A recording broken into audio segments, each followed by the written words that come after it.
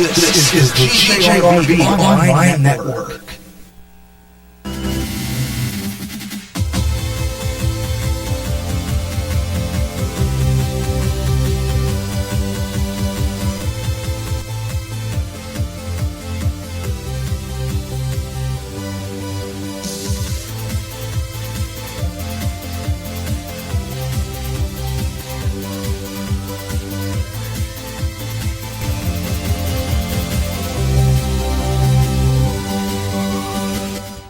And now, GJRB brings you the Gary Russen program in the second part of our year-end review. The Gary Russen program year-end review.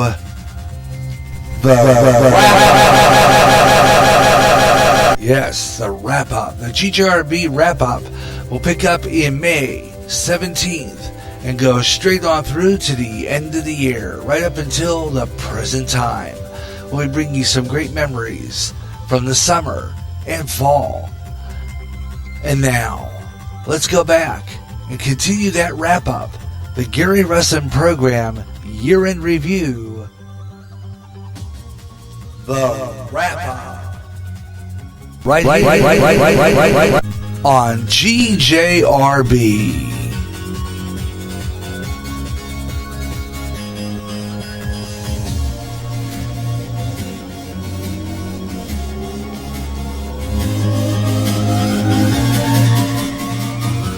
And hello everyone, hello everywhere across America and around the world. I'm Gary J. Russen from the GJRB Spreaker Studios just above the Lion Shopping District in Clinton's North End. It's time now for the Gary Russen program year-end review, the wrap-up. And we're going to be cranking it up now. We're going to bring back some memories from starting as where we picked up where we left off. We left off on April 20th. So we're going to pick up on May 17th of 2019 and talk about how Spreaker dropped their web-based console. And later on, immigration. In the immigration issue, President Trump is requiring that all those who immigrate over to this country, legal or illegal, has to learn English. And then we'll come up with a story about a despicable woman who threw an elderly man off the bus. Plus a whole lot more, so I hope you'll stay with me. We got a great show lined up for you. Good afternoon. Hey, we're right on time. We were going to start at 4 o'clock, but we decided we had plenty of time. We got things ready. We're on the time we specified to finish this show on Friday afternoon. This is being heard on Spreaker only, but is being simulcast on Spreaker FM 88.9 on the FM dial locally on our 9-foot closed circuit signal, but mostly a Spreaker program. And I hope you'll stay with me. We got a really good show lined up for you. We're going to be talking more about some of those great memories from this past year. We're going to remember all the way through the year, including some really interesting stuff from the summer. We're going to remember July 18th. And around there when, June 18th, rather. June 18th when, I remember when that child got hit by that baseball at a Cubs game. We're going to go back to that.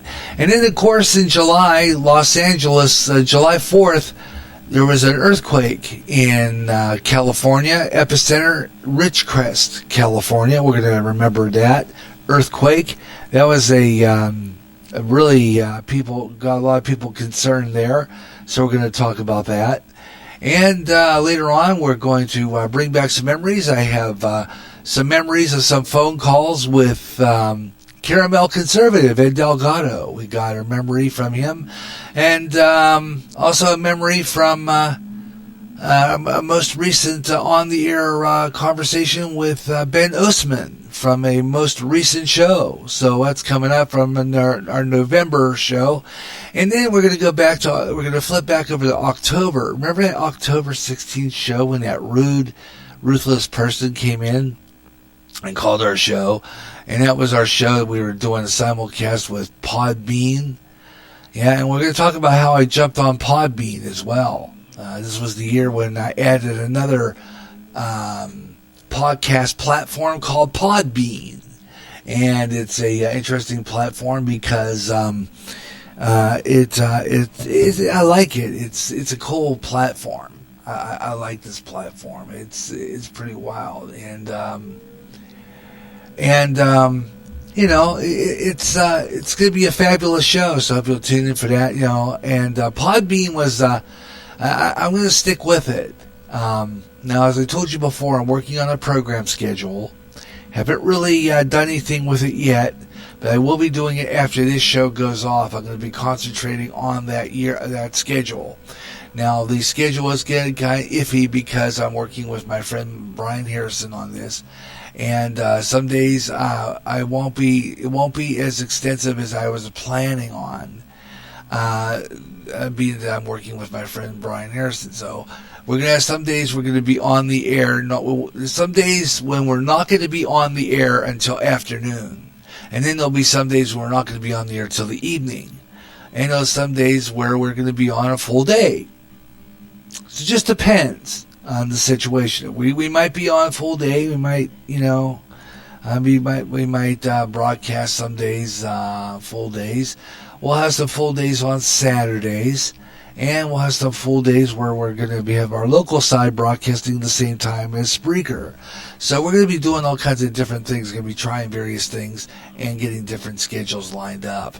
So we're going to be working on that, and I'll let you know how the program schedule runs. So just to let you know about that, and I'll keep you on top of that. It's just going to be a while before we really get things rolling. Also, I had said that we were going to be doing the first 6 to 7 months, maybe the first half of the year, spontaneous. I'm changing my mind about that. Being that we're having such an issue scheduling and trying to get things worked in and weaseled in and getting our programs in time slots, some shows will remain to have time slots. Some shows I'm going to put in time slots that I'm going to try in reruns. There's going to be some shows where I'm going to have a time slot for them, and there'll be some shows that won't. The shows that won't will air as a spontaneous program. I'm also working on voice tracking, which will mean that sometimes we'll be on. It'll sound like I'm live, but I might not be in the in the air chair. I'll probably be playing music or be running some automation, but I won't be here. I'll be maybe doing something around the house. So it's going to be where we're going to have it scheduled so that I'll be on live. We'll have a station on the air every day live running programming. But we might not always be live. Now, there'll be some days we're going to be mix of both automation, voice tracking, and live. So if my shows have no ending, which will be some of my music shows might not have an ending, that'll mean that I might come on and you might not have no beginning. In other words, I'll just come in here and you might not know if I'm live or not until you get me a hold of me in the chat room. Or I say something about being live, which I might say too. Or I might have an opening where I might have some, live. This program and the Gary Russen program. So we're going to have a mixture, and it's just to see how things are going to work. And everything is going to be permanently spontaneous.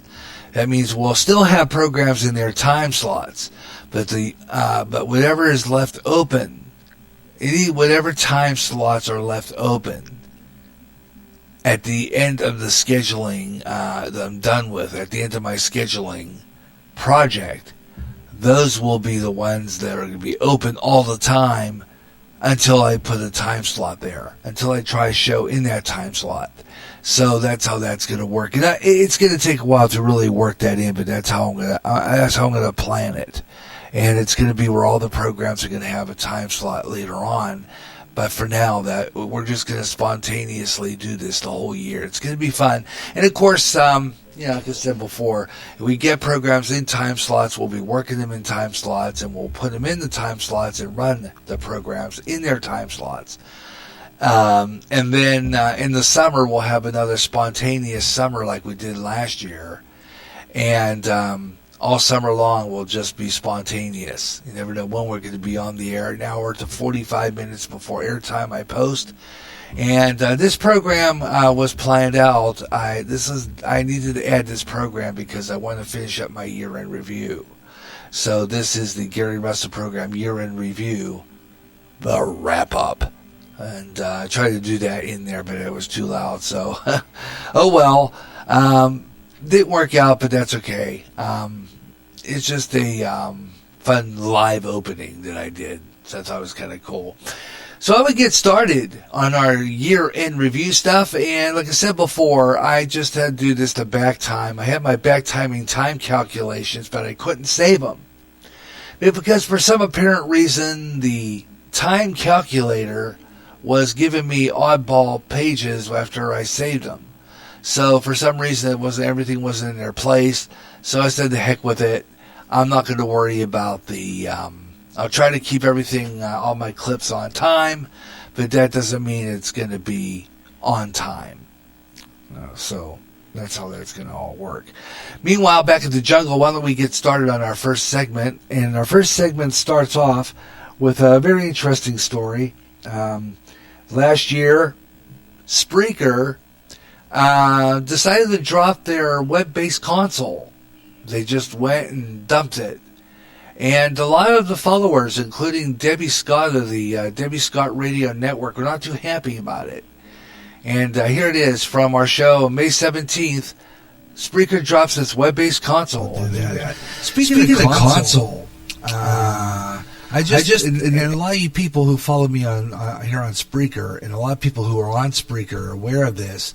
Spreaker has decided as of June 15th that they are going to disband the Spreaker web-based console. As a matter of fact, they made the announcement this week that they were going to get rid of the Spreaker web-based console. So if you are on Spreaker and do the web-based console with your podcast, you will have to download the Spreaker Studio Console app. And it doesn't take much room on your computer. It's absolutely fabulous. I stand behind it. I love mine because I have a playlist on here and I can run it automated. I can run my local breaks automated. I can run my local spots automated. And I can also run my promos and stuff, and music automated as well. So I do enjoy my Spreaker Spreaker Studio console. I love it better than I did that console anyway. And I had planned on quitting that console. I was just using it once in a while, but for change of programs.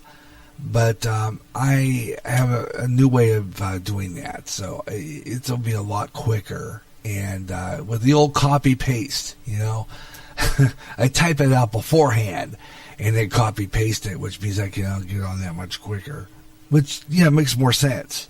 Because otherwise, I'm here, going, wait, I gotta get back on right away, because I gotta type all this stuff up. Well, best way to do that is to just, make a title page and just use your copy paste on the computer. Right click copy, and then right click paste. It's right there. Just shade it out, and there you go. Or cut and paste. I do it all the time. I have a whole sheet in my documents on my Microsoft Word, which is nothing but program titles, and I just copy and paste it on, and goes right back up. So that's how I do that, and it makes it a lot easier. So try that. I stand behind my method. My methods are fabulous. I gotta tell you. And that is from our show from May 17th. That very same program, I had a story about President Trump, who is cracking down on immigration, but he said all immigrants, I think even those who are here not legal, still have to learn English. The main story, Donald Trump, future immigrants will be required to learn English prior to admission after President Trump's new immigration plan. Good for you, President Trump. Yeah, they need to know English. Absolutely, I agree with that one. This is a bite from that speech. Integration. Finally, here it is. Finally, to promote integration. It's not going to play on assimilation, and national unity Future immigrants will be required to learn English. That's it. And to And of course, pass a civics exam prior to admission. And that's, I think, from his speech today with the Realtors Union. I'm not sure, but I think so. That's from a CBS clip there. President Trump saying today that immigrants who come over here are required to learn English. Absolutely agree with that. Breaking news, WWE is saddened to learn that Hall of Famer Ric Flair has passed away at the age of 70. WWE just announced this today, May 6th. Oh, that's from May 16th. Yeah, that goes under our obits. Ric Flair, WWE. Yeah, he was back in the day when I used to follow the original wrestling. He was one of the bad guys. I mean, he was one of the bad guys. Ric Flair. He was not very friendly. So we'll talk, but he died at the age of 70. Yeah, he was that old, but he was an interesting character back in those days, in the early days of watching wrestling. Ric Flair. What a shame. Anyway, you're listening to the Gary Russen program on GJRB Online. There you go, Ric Flair, who died at the age of 70. He was one of the best wrestlers, well, he was kind of an interesting wrestler manager. And what a shame, but he used to cheat, I remember. I remember really well. And he was not so nice about things. Ric Flair, who, hey, we got somebody in the Spreaker chat room right now. Caramel Conservative, Ed Delgado, welcome aboard. We are doing a year-end review of 2019 of the Gary Russen program. Some of the programs are clips from the Gary Russen program Saturday Extra. Some of them are clips from regular Gary Russen programs, and we're just kind of bringing back some memories of the past year. And we're doing that, and taking you back a ways to that time, and hope you're enjoying the show.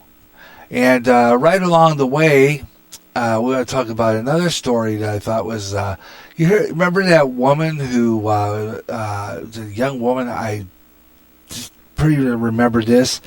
She apparently threw a guy off the bus. Yeah, Ric Flair. When did Ric Flair die? Last May. As a matter of fact, last May. He died of, and I can't remember exactly what he died of, but I remember it being like last May. So it was, I remember that. Anyway, you're listening to the Gary Russen program year in review. We're doing a remembrance of last year. So we're going to go now to another story that I want to talk about. I think it's on here too as well. And talk about a woman who was really mean and threw a elderly man off the bus. This is about 3 minutes yet, so we could probably see that you'll find that. Las Vegas Metropolitan Police Department has released a video of a woman identified by police as 25-year-old Kadisha Bishop pushing an elderly man off a bus. Now, I saw this video 3 or 4 times now. Witnesses say the victim had been asking Bishop to be nicer to passengers before being pushed out of the doors onto the ground. The incident took place on March 21st, 2019. Victim identified 74-year-old Sarge Foreigner, F-O-R-N-I-E-R, Foreigner, who was left hospitalized. He reportedly had died of his injuries on April 23rd. And I believe that this woman had the nerve to push him off the bus, should get charged with murder because it was purposely done. She pushed him off the bus. I saw the video 3 or 4 times now, and I sincerely believe that that was pretty darn rotten of her, and I believe that she should face a murder charge for that incident. Not nice to do that. Again, lack of respect, being taught respect at home. This is what we have loose in our public. People like her to push a man, an older man, off a bus. And he had his cart with him, one of those carts like I have. I have one of those. And she just pushed him right off the bus. And he fell on top of his cart. Pushed him right off the bus. I believe that I believe that she will be.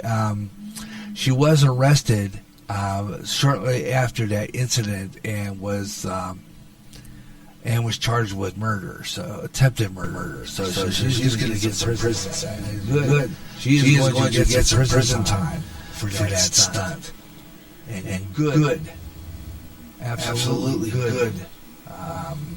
Move on the police department there. And that is from last year. You're listening to the Best of the Gary Russen program, year-end review, and we got Caramel Conservative in the chat room. You'll be in a little bit later. I have a clip, and that clip that day you were on the air with me, I found that show.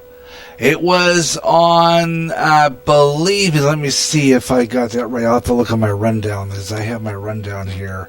When you were on. Let's see, it was around the last week of September, I believe it was, like September 25th, if I'm not mistaken. You were on the air with me, and that's a long segment. It's long, and I have a lot of clips coming up right after that, so I can't play you the whole thing, but I'm going to play about maybe a 10-minute clip. Okay, and I'll kind of advance it so that, you hear a little bit of the clip. You'll hear as much as you can of the clip in a 10-minute period, because I'll kind of fast forward through it so that you can hear various parts of the conversation. But it was a good show that day, so we're going to have that one. And Ben Ostman's going to be on a little later on, too, as well, with from the show. And then I'm going to have a show that I'm going to replay from October 16th, I think it was, when this rude guy calls me up when I'm on Podbean. And it's a pretty good one, too. So we got that coming up. You're listening to the Year-End Review on GJRB Online here on Spreaker. The Year-End Review. And I'm having a good time doing this because I love doing these year-end reviews program because these retrospects are fun. And don't have my time calculations for it, and I really don't care because I'm just doing this to bring back some memories of the past shows. I don't really care if everything's on time. I'm just running these, and we might stay on, until they're all run out. So I hope you enjoy the show, and I'm glad you could be with me. I hope you'll listen to that. He's still alive. Who? What do you mean by that? Ric Flair? When did Ric Flair die? Like I said, I'm pretty sure he died right around May sometime. And I had it on the May 17th show, so it could have been a date before that, because sometimes I don't always have everything right on that day.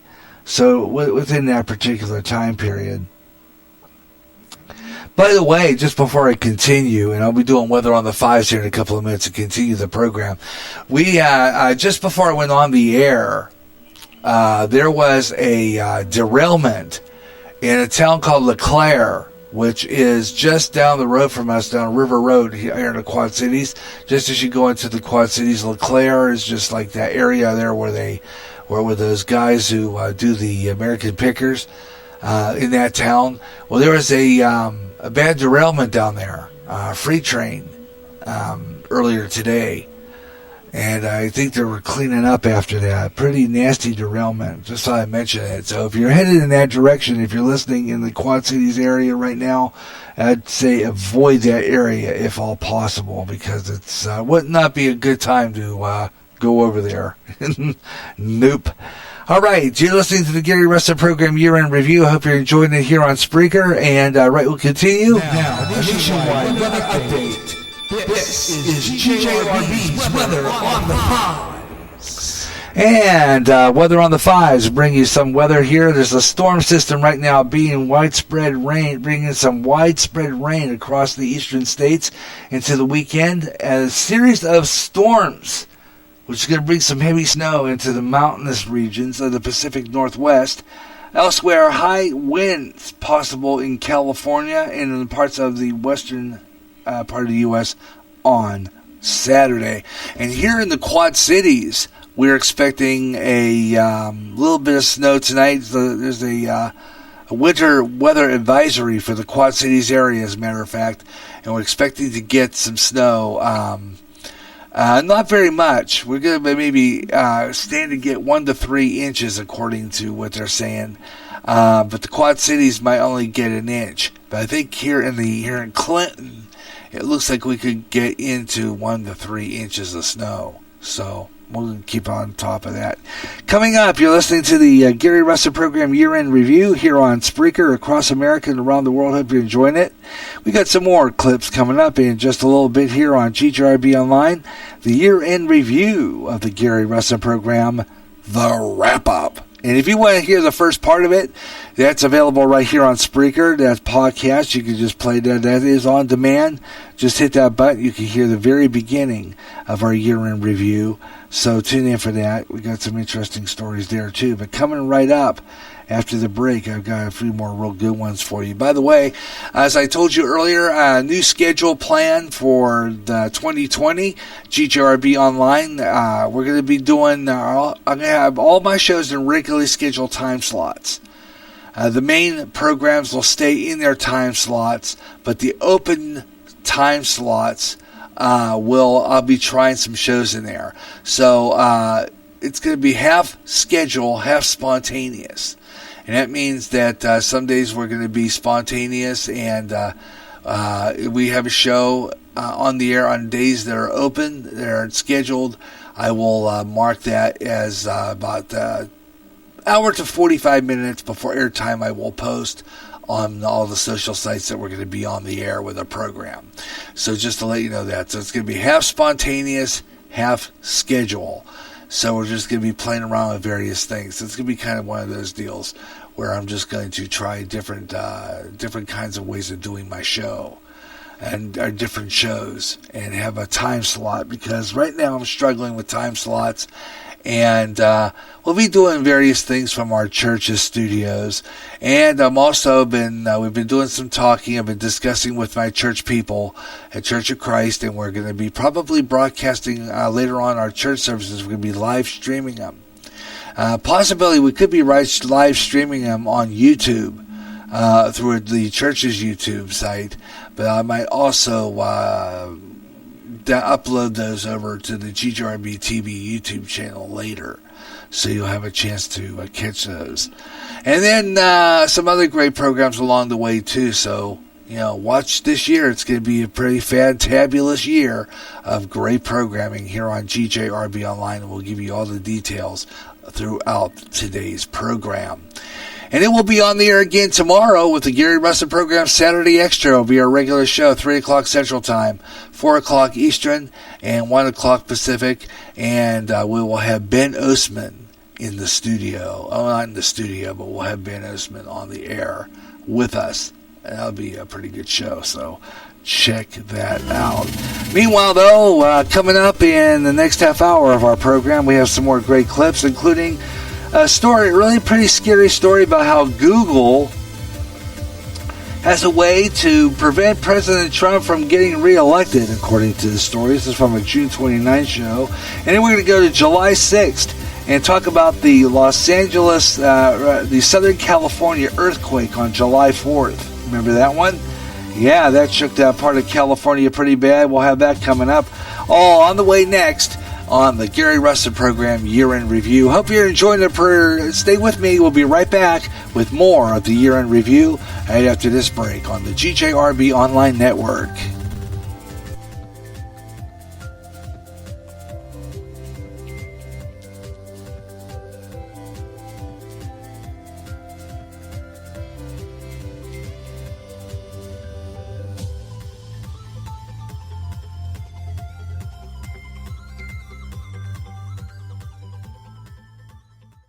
Imagine one day tuning around on your internet radio only to find a station playing old radio programs complete with commercials and thinking, what am I tuning into?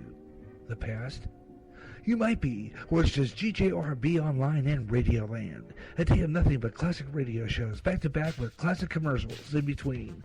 Like the days of radio. Almost like your computer is picking up signals through time.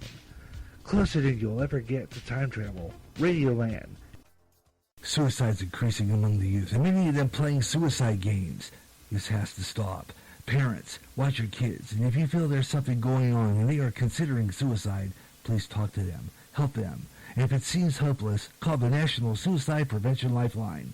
That number is 1-800-273-8255. They can help. It's free and confidential. Your call will be answered by a trained counselor in a local crisis center. The National Suicide Prevention Lifeline can help. Recently, the owner of Facebook had to face Congress over personal information on Facebook users. In addition, users were saying that their postings were being deleted. Getting sick and tired of your censorship and your data being used without your permission? Do something about it now. Come to MeWe, the internet social site that values your freedom. No more deleted postings. Make a step to freedom. Sign up today. It's easy. Go to www.MeWe.com. That's M-E-W-E. MeWe, the internet's free speech social site. End times are upon us, and we need to know what's happening. Knowing the truth is key to survival. There are lots of news events going on in the world that have certain significance to end-time happenings.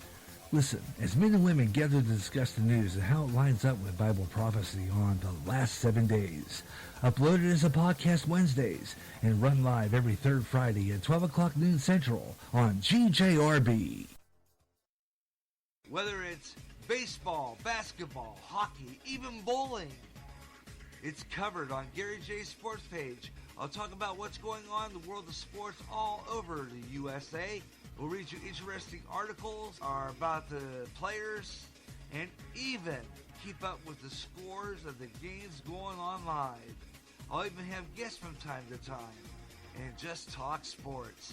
Better than any newspaper page, it comes alive. Gary J's Sports page. Join me for Sports Page at a brand new time, alternating Saturdays at noon on GJRB. There's a problem on our roads today, and that is the safety of our children boarding and getting off the bus on busy roads. That problem is drivers who don't stop for a school bus when the arm is out, the lights are flashing, and the stop sign is out, leaving kids in danger of getting hit. Violators of this law could get a suspension of their driver's license and a $250 fine. When you see a school bus stop at a corner, letting off kids, stop 25 feet away from the bus. Don't take that chance. A public service announcement from the National Highway Safety Administration and GJRB Online. Now, back to the Gary Russen Program Year-End Review on GJRB.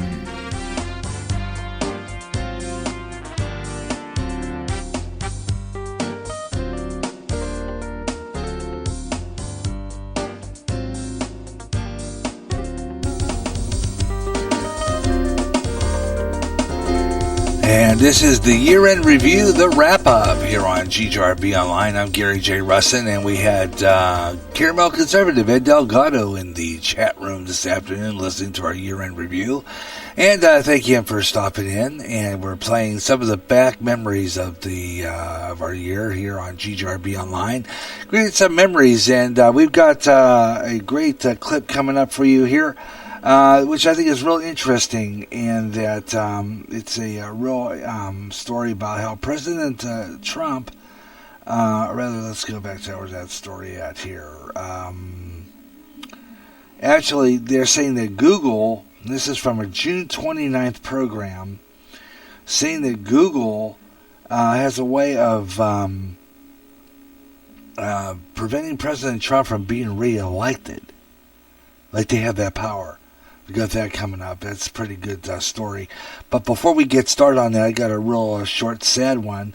Remember back in June, I believe this would be from our show, from June 18th, a story about a little girl at Wrigley Field in Chicago, and she got beaten by a foul ball at Wrigley Field. This little girl apparently, I think, died of her injuries. I don't know, kind of confused whether it was Albert or Mora Jr. or who hit that ball. I thought it was Javier Baez, but it was back in June 18th. So this is from our part 2 of the Gary Russen program, June 18th, on the year-end review on GJRB. Situation going on with that little kid. My goodness. Yeah, it's really sad when there's already been like foul balls hitting kids, and Javier Baez. Well, I think it was one of them. No, it was Armora. That can hit a guy hard, especially if he's got some family. It's really a sad situation, and they need to do is put some kind of protective netting. And say, if you want to catch foul balls, go to another part of the ballpark or do something. But they need to do something to protect these kids at the ballpark. It's sad when kids get hit with a baseball, especially one that's getting hit that hard. Oh, my goodness. They said this little kid, I hope his kid's all right. I know one kid died, didn't one kid die? And it's a sad thing. It really is. And just to be very careful when you go to a ball game and realize that you're going to a baseball game, and the foul ball is going to come your direction. Be ready to duck. Because usually guys are usually there ready to haul it in. So I don't know. It's just it's crazy how they do that, and so whatever the case. Top of the hour, we're going to continue the Gary Russen program here on GJRB Online. Hope you enjoy the program wherever you're listening. And this is the year-end review here on GJRB Online. I'm Gary J. Russen, and we're doing a year-end review, remembering the past year on the Gary Russen program, and I thank you for tuning in. Always glad to bring you this program, and I love bringing back some memories from the past year, because this was a pretty interesting year for stuff going on, and a lot of really interesting stories that we want to bring on.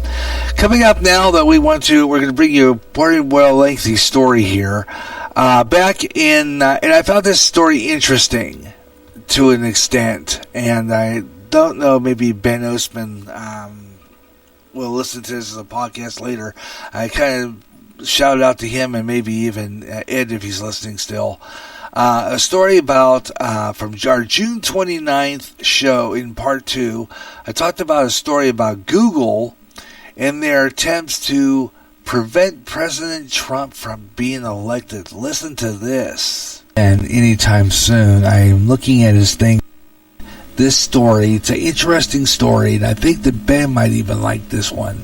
So I'm hoping that he listens to the podcast of this program later on, because this is a story that I think needs to be said, needs to be told. This is just an interesting story, and it's about it's really about the situation regarding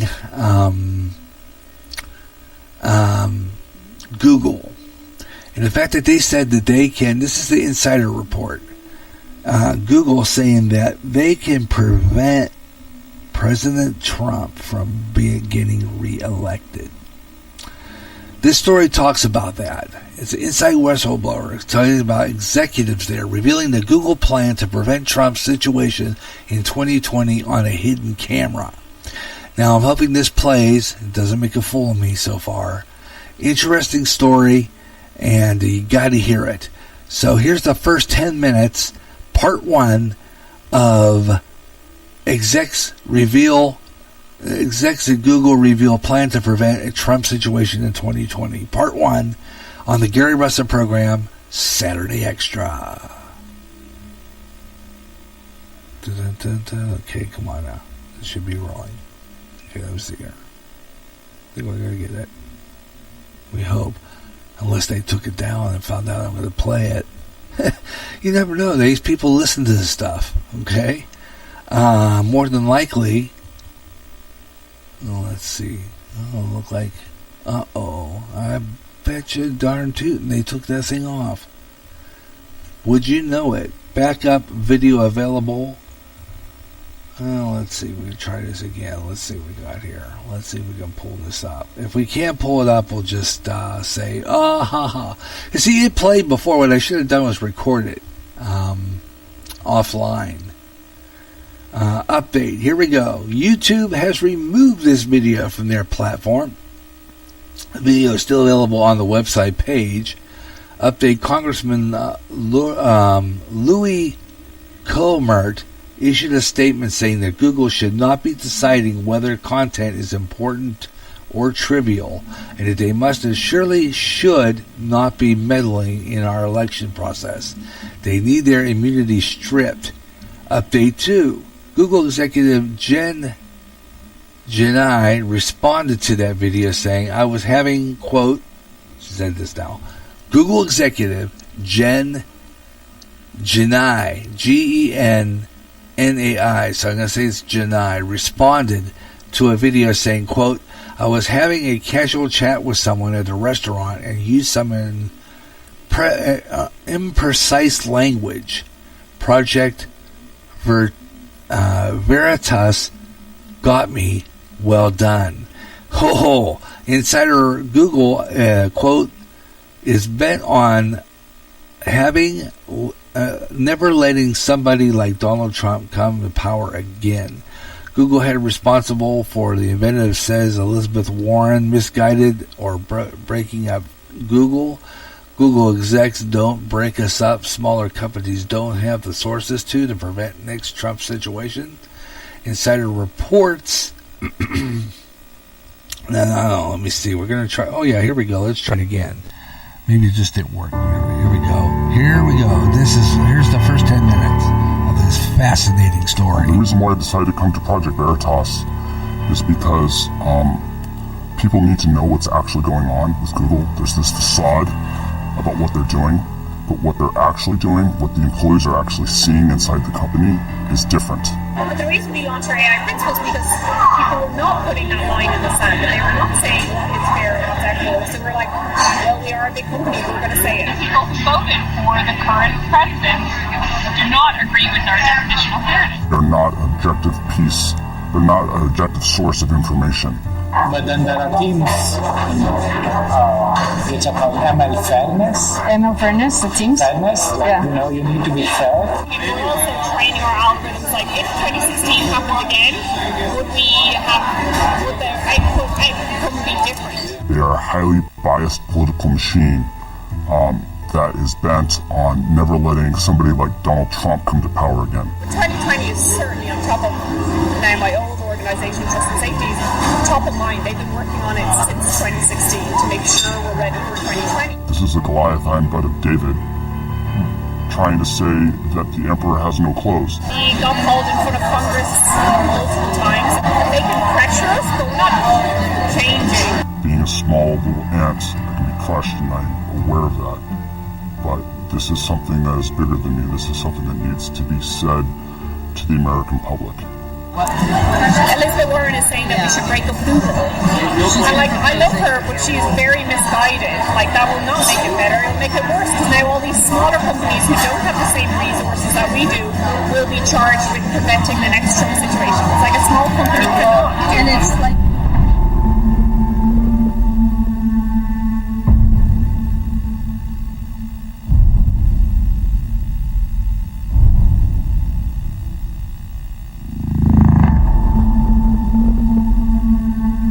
Earlier this year, a Facebook insider exposed deboosting of conservatives on Facebook. That insider inspired someone at Pinterest to come to Project Veritas with his story. Last week, we released a report from the Pinterest insider Eric Cochran detailing censorship of pro-life and Christian content. The tech companies can't fight us all. Today, we bring you a Google insider, a brave man who came forward and brought us a story that will scare you. I think sunlight is the best disinfectant, and people need to start asking questions. A couple weeks before the Google insider came forward, Project Veritas secretly recorded with Jen Janai, a Google executive. Janai talks about making sure when people search for things through machine learning algorithms, Google's political agenda is always present. We all got screwed over. Imagine it. Again, it wasn't just us, it was like people got screwed over, the news media got screwed over, like everybody got screwed over, so now we're rapidly being like, what happened there? How do we prevent it from happening again? Right after Donald Trump won the election in 2016, the company did a complete 180 in what they thought was important. Before, they thought self-expression and giving everyone a voice was important. But now they're like, hey, there's a lot of hate, and because of there's a lot of hate, misogyny, and racism, that's the reason why Donald Trump got elected. And so we need to fix that. We need to start policing our users because we don't like to have an outcome like that. We don't want to have an outcome like that to happen again. Yeah, let's talk a little about that. Tell me more about what you observed at these meetings right after Trump was elected. Who said it? What was said exactly? So the things that changed was that the TJFs, they started talking about the need to combat hate and racism online, and also at YouTube they had the same talks by the CEO Susan, and they talked about combating that and getting rid of unfairness. And so slowly they started introducing the concept of machine learning fairness. Jen Janai is the head of responsible innovation at Google Global Affairs. She determines policy and ethics for machine learning, or artificial intelligence. What we've learned is that AI is increasingly what Google Search is all about. But the reason we launched our AI principles is because people were not putting that line in the sand, and they were not saying what is fair and what's equitable. So we're like, well, we are a big company, we're going to say it. Where my definition of fairness and bias specifically talks about historically marginalized communities, and that's what I care about. Communities who are in power and have traditionally been in power are not who I'm solving fairness for. Our definition of fairness is one of those things that we thought would be obvious and everybody would agree to, and it wasn't. There are the same people who voted for the current president do not agree with our definition of fairness. Fairness is Imagine fairness. It does not Keyword, mean folks. what you think that it means, and you have to apply double think in order to understand what they're really saying. And what they're really saying about fairness is that they have to manipulate their search results so that it gives them their political agenda that they want. And so they have to rebias their algorithms so that they can get their agenda across. To unpack everything that she's saying that she wants the algorithm to be fair to a hand-picked representative of that community, means that what she's trying to do is she's trying to sell you a product that is not objectionable. What she's trying to do is she's trying to sell a product that's not objective, that doesn't represent the will of its users, but instead represents the will of a group of people making decisions behind the shadows. So what did you find inside Google that was related to this idea of fairness? What I found at Google related to fairness was a machine learning algorithm called ML Fairness. ML standing for machine learning. And fairness meaning whatever it is that they want to define as fair. You could actually think of fairness as unfair because it's taking as input the clicks that people are making and then figuring out which signals are being generated from those clicks and which signals it wants to amplify and then also dampen. Now here comes the fascinating part. This will blow your freaking mind, folks. So I have Google.com up in front of me, and I'm going to try to put this AI machine learning thing to the test. I'm going to type in the following words. Men can. And I see men can have babies, men can get pregnant, men can have periods, men can cook. Do most people search for that stuff, or what is the company doing internally? People aren't searching for this. This is literally coming from source of truth databases that they've selected represent the truth and that they are pulling this information from. And we try it again with, let's try this with women can. I see women can vote, women can do it, women can do anything, women can be drafted. Yes. That seems a little interesting. So all these examples are part of the social justice narrative, right? And so the sources of truth that ML Fairness is selecting from to amplify are saying these keywords. And so because that source of truth has been vandalized, the output of the algorithm is also reflecting that vandalism. Project Veritas also received a trove of confidential documents from within Google. This document is about algorithmic unfairness. It reads, quote, for example, imagine that a Google image query for CEOs shows predominantly men. Even if it were a factually accurate representation of the world, it would be algorithmic unfairness, unquote. Gaurav Gite, a Google software engineer, independently verified the thesis of this document. But then the teams, it's about ML fairness. ML fairness, the teams? Fairness, yeah. You need to be fair. Yeah. So they're trying to modify the model such that even if the data for female CEOs it's low, it kind of balances out. Now, this is a confidential document, correct? Yes. This is not a document that Google has come out and admitted that this is their process. That's correct. And in this document, it says, I'm going to read from it. In fact, if you brought this up without the document, they would say that this is a conspiracy theory. Wow.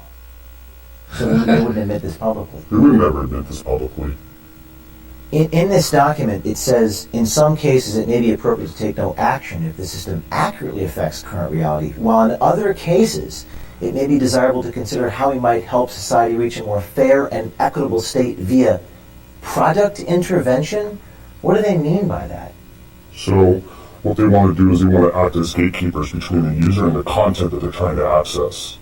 And so they're going to come in, they're going to filter the content, and they're going to say, actually we don't want to give the user access to that information because it's going to create an outcome that's undesirable to us.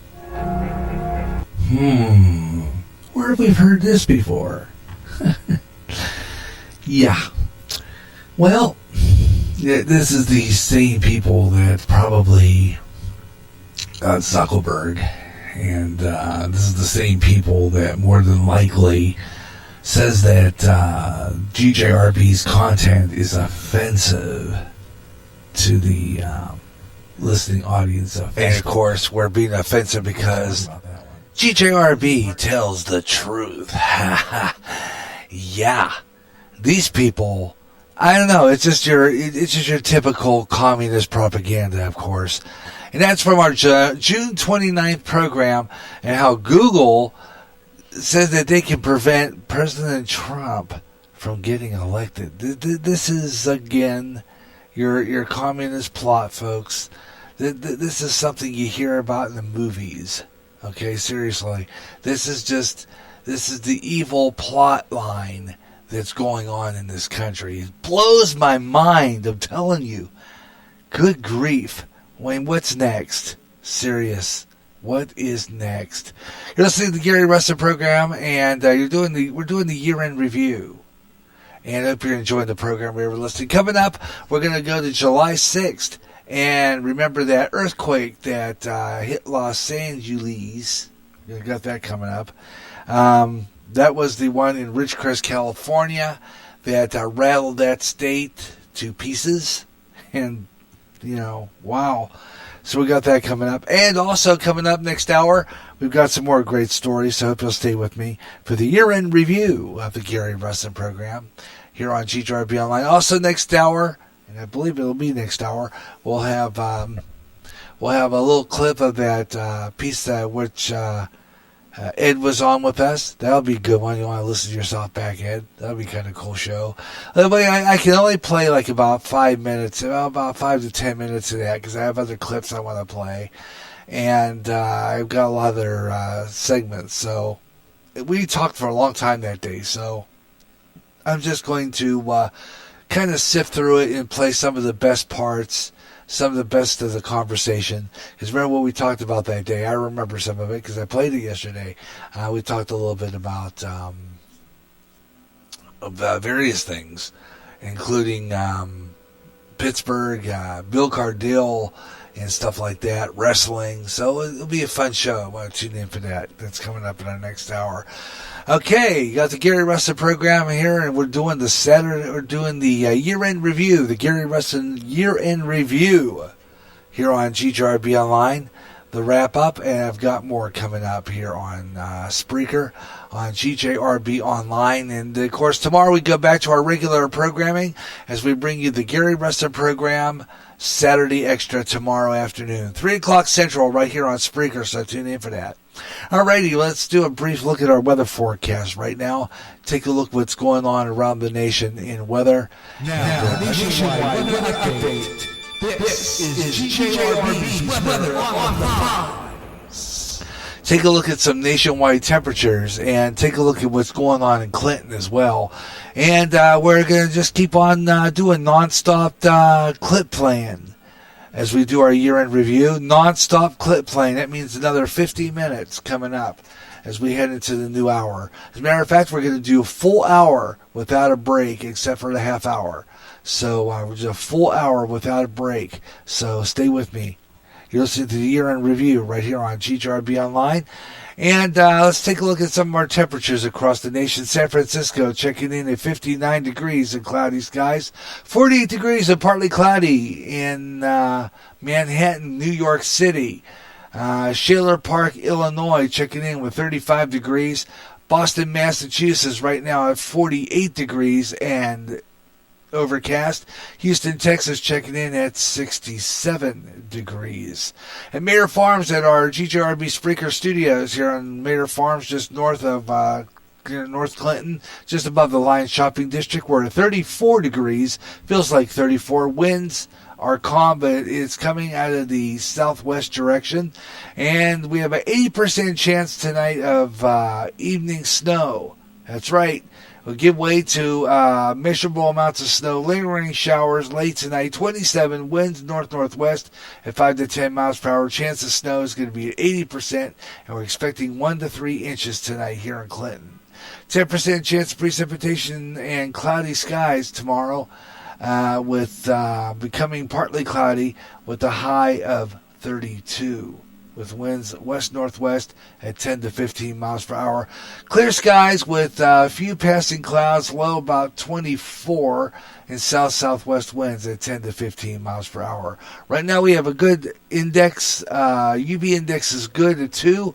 We have air quality at 29, and our barometric pressure stands at 29.86 inches of mercury.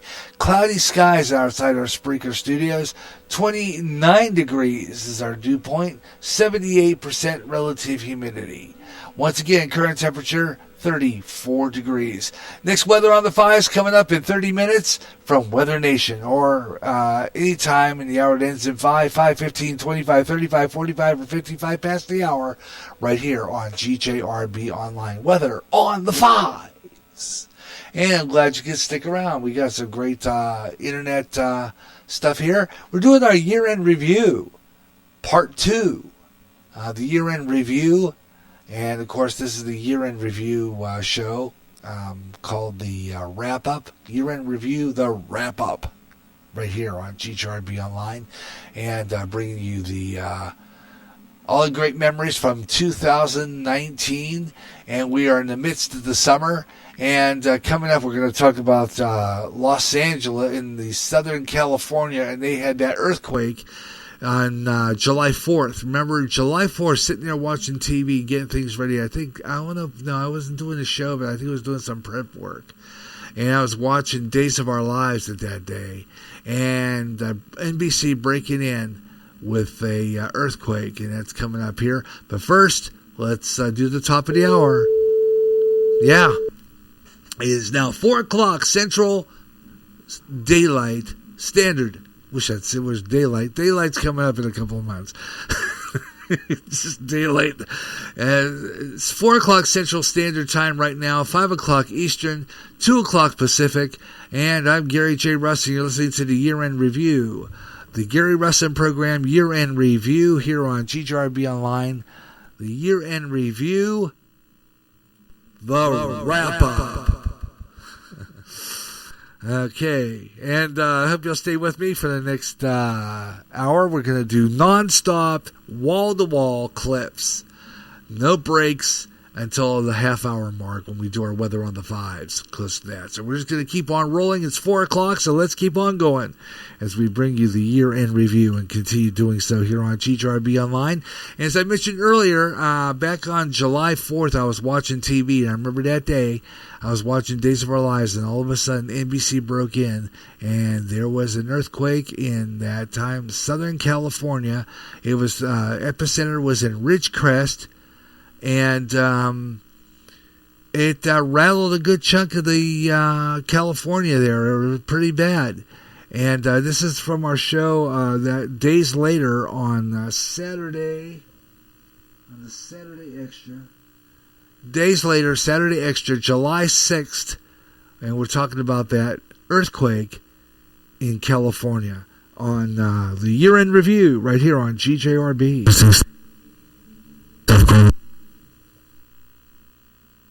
On with the Trump campaign, different things like that, but the biggest thing was the 4th of July. How was your 4th of July holiday? Sure, for a lot of you out there who live in California, especially the southern part, didn't have that great of a 4th of July. On the 4th of July in the afternoon, I was watching Days of Our Lives, kind of relaxing a little bit. And suddenly the NBC broke in. I thought, oh, here we go. What happened now? You know, what deal's going on? And they said that it was a major earthquake in Southern California. Epicenter is where a radio station that I listen to from, a classic rock station, one of David Scott's affiliates actually has a station there, and they had a major earthquake registering 6.4 in the Richter scale. Did a lot of damage, and kind of rattled it a little bit. I don't know how far away that is from the Los Angeles area, but Los Angeles felt it pretty much. And the town's Walmart, let me see if that one, I keep forgetting what the name of that town is now, but we'll find it as we go through the stories. Because again, yesterday morning, there was another aftershock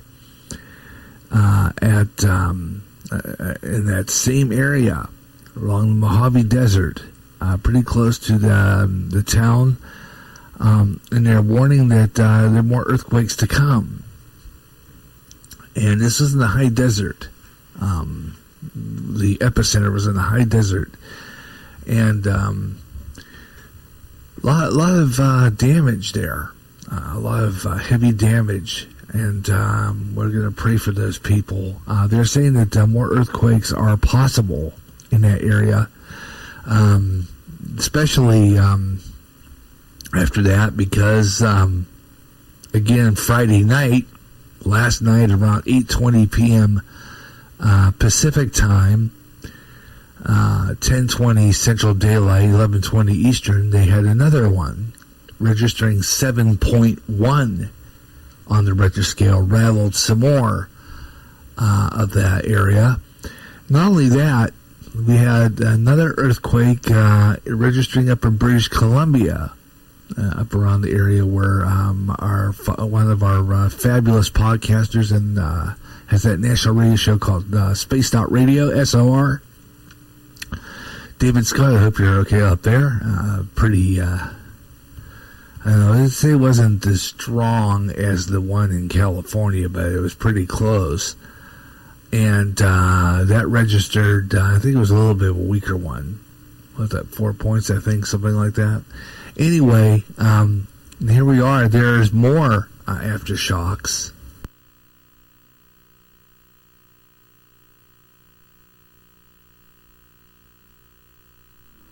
And that's from our show July 6th when they had that major earthquake in Southern California. And, it pretty scared a lot of people there. They had a big rattler and and it was felt all the way clear. I think I'm not mistaken, and I didn't really, because I have some relatives down there over in California right now, and I'm not sure exactly who felt it, but I think some of them even felt it as far as San Francisco, if I'm not mistaken. Some of those areas caught it,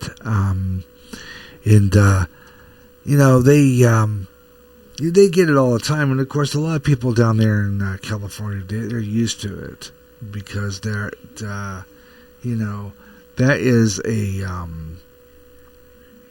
people down there, they get earthquakes, and they're pretty well used to the earth shaking there from time to time. But when you got numerous ones like that in California, that's pretty bad. There's quite a bit of people, I think, on edge down there, and I think it sent a lot of people to other places, and a lot of people packing and leaving California. I know there's probably a lot of people doing that because that's a pretty bad situation there.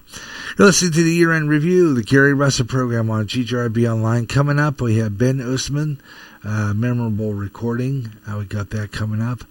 Let's see, we have here, I'm going to go a little bit there. And that day, Ed Delgado was in the chat room. That's a memorable moment. This goes back to, let's see here, we're going to play this one. This clip goes back to, and this is before because this is back in the summer. Let me see, maybe not. Let's go back. Yeah, here we go. September. Let's go. Wait, I'm too far ahead on my log. That's what it is. I'm in the 5 o'clock hour, but I'm too far ahead. Okay, I'm usually sometimes good at that, being well ahead of myself here.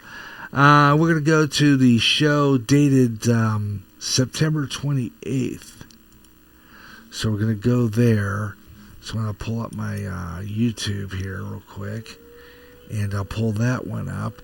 September 28th, and I'm going to gander be the first part, somewhere in that area.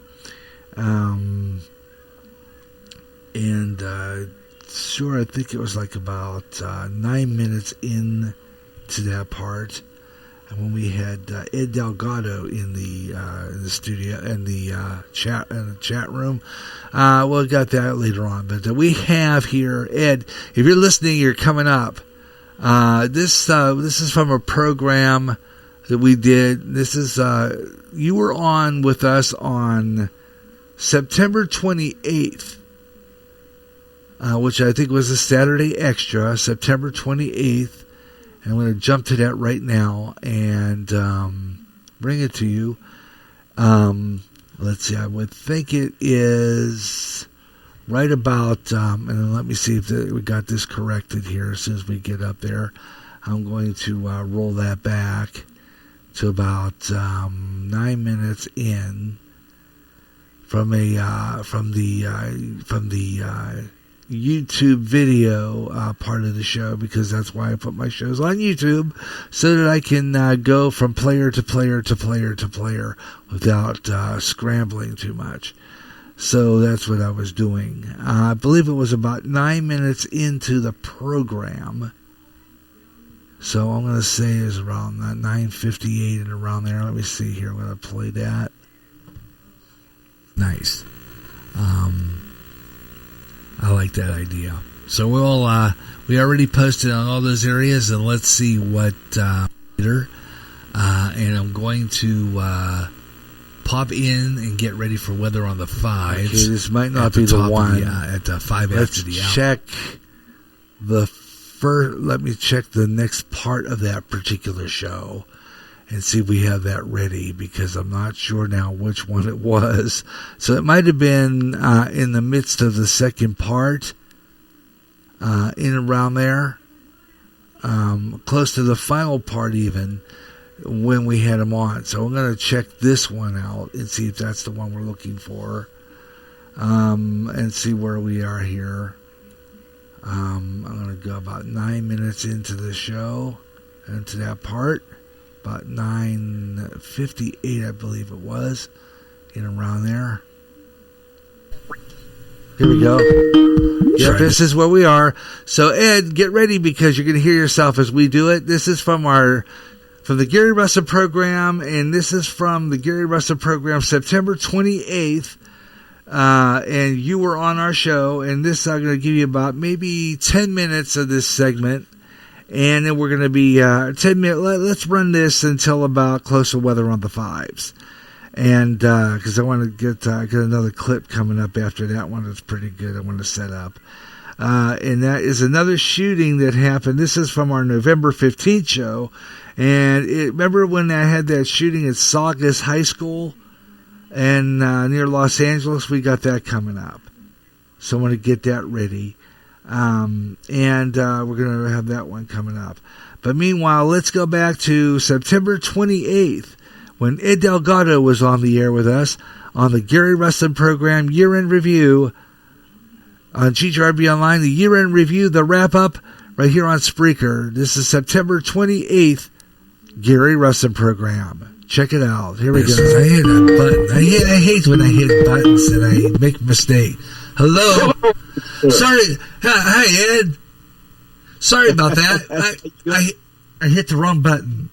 I'm like Mike. I hit the wrong button. Hey, you know what? Those shiny nickels are everywhere, I tell you. How you doing? Here we go. Good.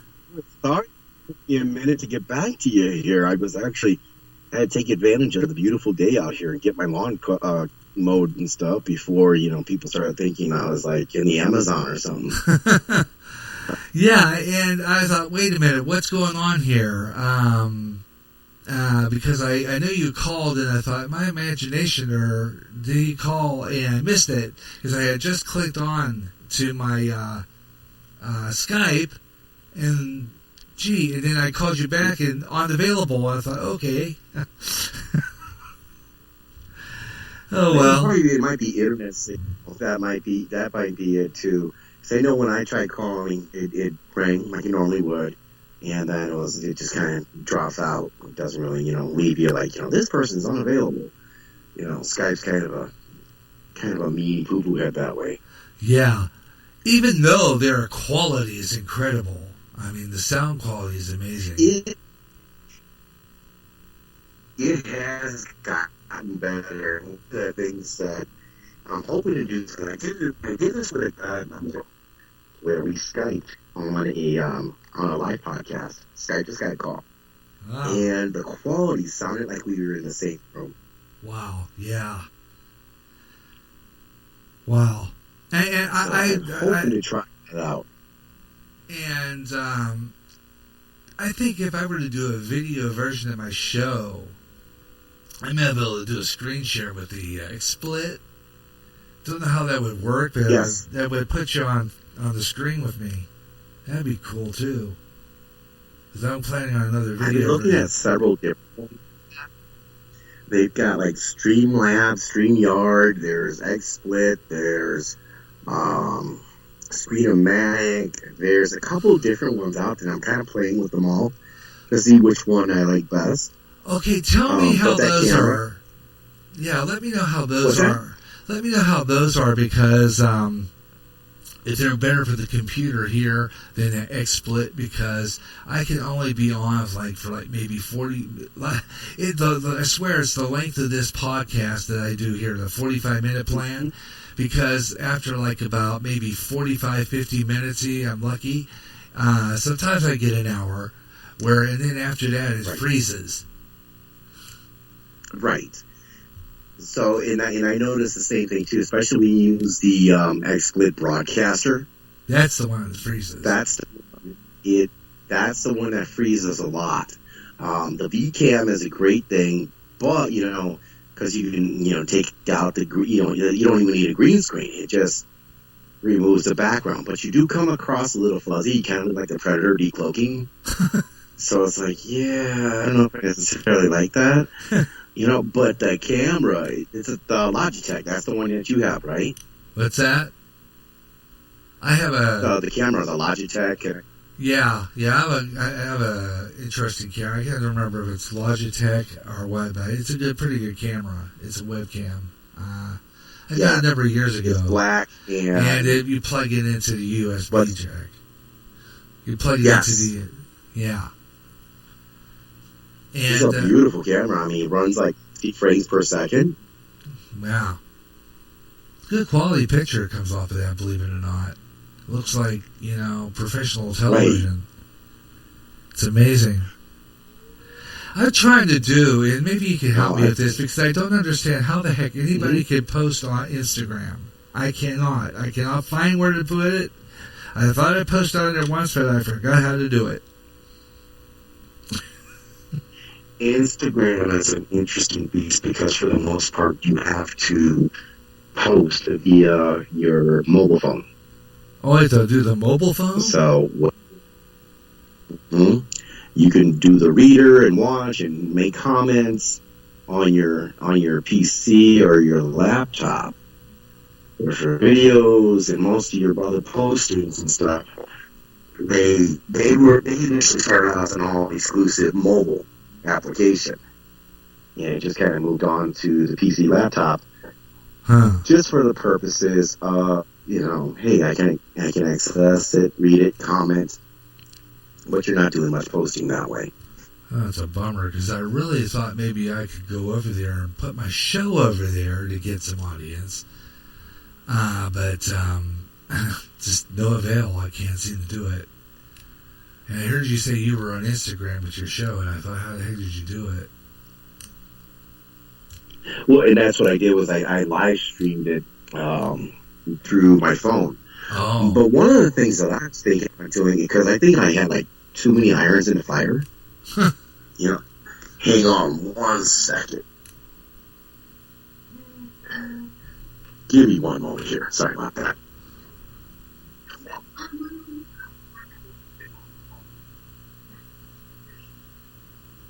I'm sorry, give me a second.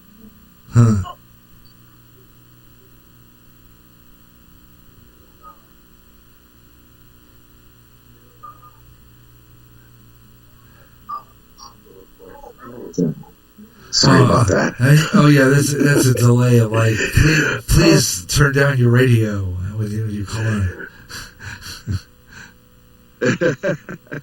Like the old days of calling a radio talk shows. I was listening to Rush Limbaugh the other day, and there was a guy who got on the air, and you could hear the 5-second delay right after that. Yeah. And you could tell he heard it too, so he turned the radio down. But one of the things I noticed, there's so many different social media platforms out there to post all your stuff at. Yeah. I think maybe, strategy might focus on one or two. Yeah. And just hammer away at that, because otherwise it seems it's hard to keep up with all of them. Really. And it seems like I don't really get any listeners over on Twitter anyway, but I'm there. The other one was Facebook, and I really don't blame Mike for leaving, because I thought about it a number of times myself. Just a show. I stay on for family, but I would take my show elsewhere. especially since the fact that they're making me pay to get listeners, and that's not right. I'm really ticked off at them. I have not been happy with Facebook since they changed, and quite frankly, Zuckerberg just kind of rubs me the wrong way. Really does. I'm tired of it. What are they making you pay for? They're saying they have to pay $10 to reach 37,000 people or something like that.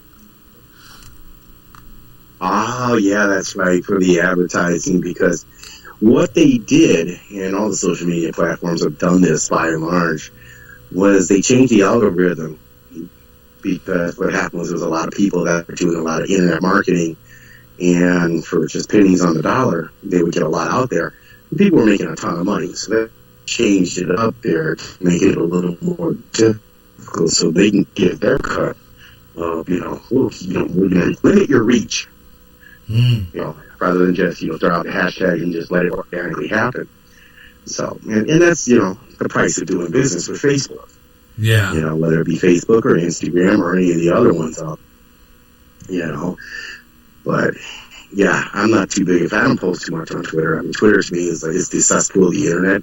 I'm just there for the comments. It's like reading the stupidity out there. It is dumb. I mean, it's crazy. I saw your posting, and I did the story about how they had Bernie Sanders saying that people making more than, what was it, $27,000. $29,000. Yeah. $29,000 to pay extra taxes. Now, I bet you any money you've got dollars to donuts, he ain't. He's not gonna. He's not gonna. I'm sure he'll be. He's not paying no taxes. Well, even if he does pay, he's got more enough where it's not going to matter, because most of his money's probably put into, money markets and other things where the income isn't taxed as income. Wow. It's probably taxed at a significantly lower rate. Most of your millionaires and billionaires, that's how they are taxed. Because if you look at their income, well, they probably earn next to nothing. If you look at their net worth, that's an entirely different other matter. Yeah. Wow. Yeah, you get into various investments like, mutual funds and other things like that, properties. Now all of a sudden you got a massive amount of tax write-offs. Yeah. But, he's against those, even though I'm sure he utilizes every single one of them. Oh, yeah, you know that. I know that. Yoda. That's what I call him. Anyway, anything else interesting? It's kind of a slow day today. There's not much in the news at all. It's just kind of the same stuff over and over again. It's just a rehash. I haven't done that much, and my guest out of Pittsburgh, he calls out on me, so I'm just kind of like, I'm just kind of playing music and talking and stuff like that today. That's pretty much it. And then my wife and I are having our anniversary on Monday. 19 years.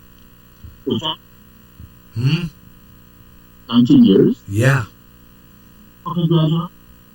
We were married on September 30th, 2000. Okay. Wow, that's right. That's 2 days. There you go. Yeah, so a couple of days I'm not going to do anything, and then I usually come back Tuesday and play music. I do my morning show, and then I go to church studios and do something, and I do jazz next week. But I don't know yet whether or not this guy told me he was going to be available next Saturday, so I don't know yet. I'm just going to leave my jazz standing by in case he calls off. Told him call me before, because I'm not going to plan a show, and right, And that's from our show on 28th. On the 28th, we had Ed Delgado on, and the Caramel Conservative, who dropped in on the day that we were supposed to have in as a guest Ben Ostman, but he backed out on me that day. So it was kind of nice to have Ed in there that day, the 28th. We got some more of the year-end review here on GJRB Online. Stay tuned. We got some more good clips for you coming up, including more stories. More interesting stuff. here on GJRB Online, so stay tuned for that. We're going to go to November 15th for a story from a shooting that happened at Saugus High School. So that's coming up next. But meanwhile, we're going to get ready for our weather on the fives and see what's going on. Some winter weather going on across the nation. So let's go over now to the Weather Nation and do that. Now, nationwide weather update. This is GJRB's weather on the fives. And New Orleans, Louisiana, right now, you guys are currently standing at 57 degrees, relative humidity 93%, and your barometric pressure right now 29.88 inches of mercury. And we got some blizzard warnings in various parts of the country, including Wyoming. Here is, let's push that button, get that ready to go. Here's the guys at Weather Nation. Talk about the weather, nasty weather and some winter weather coming up.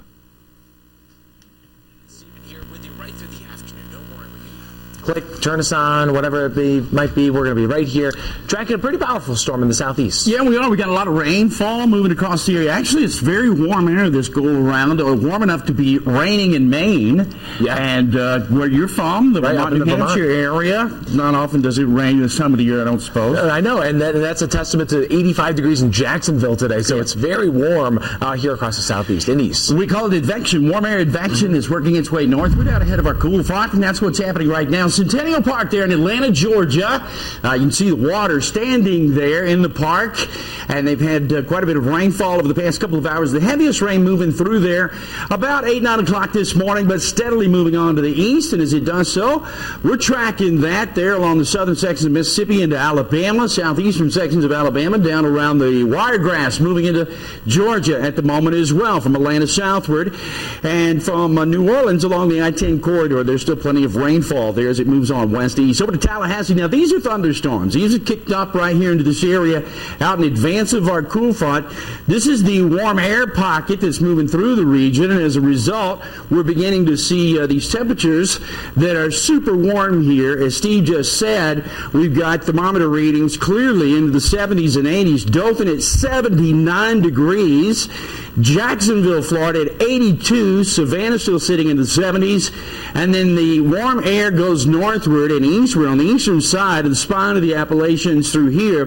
There is still a cool pocket that goes southward, though, so you can see some of these temperatures up into Atlanta, 60 degrees, and our dew points are going to be cooling off here as well, back to the west.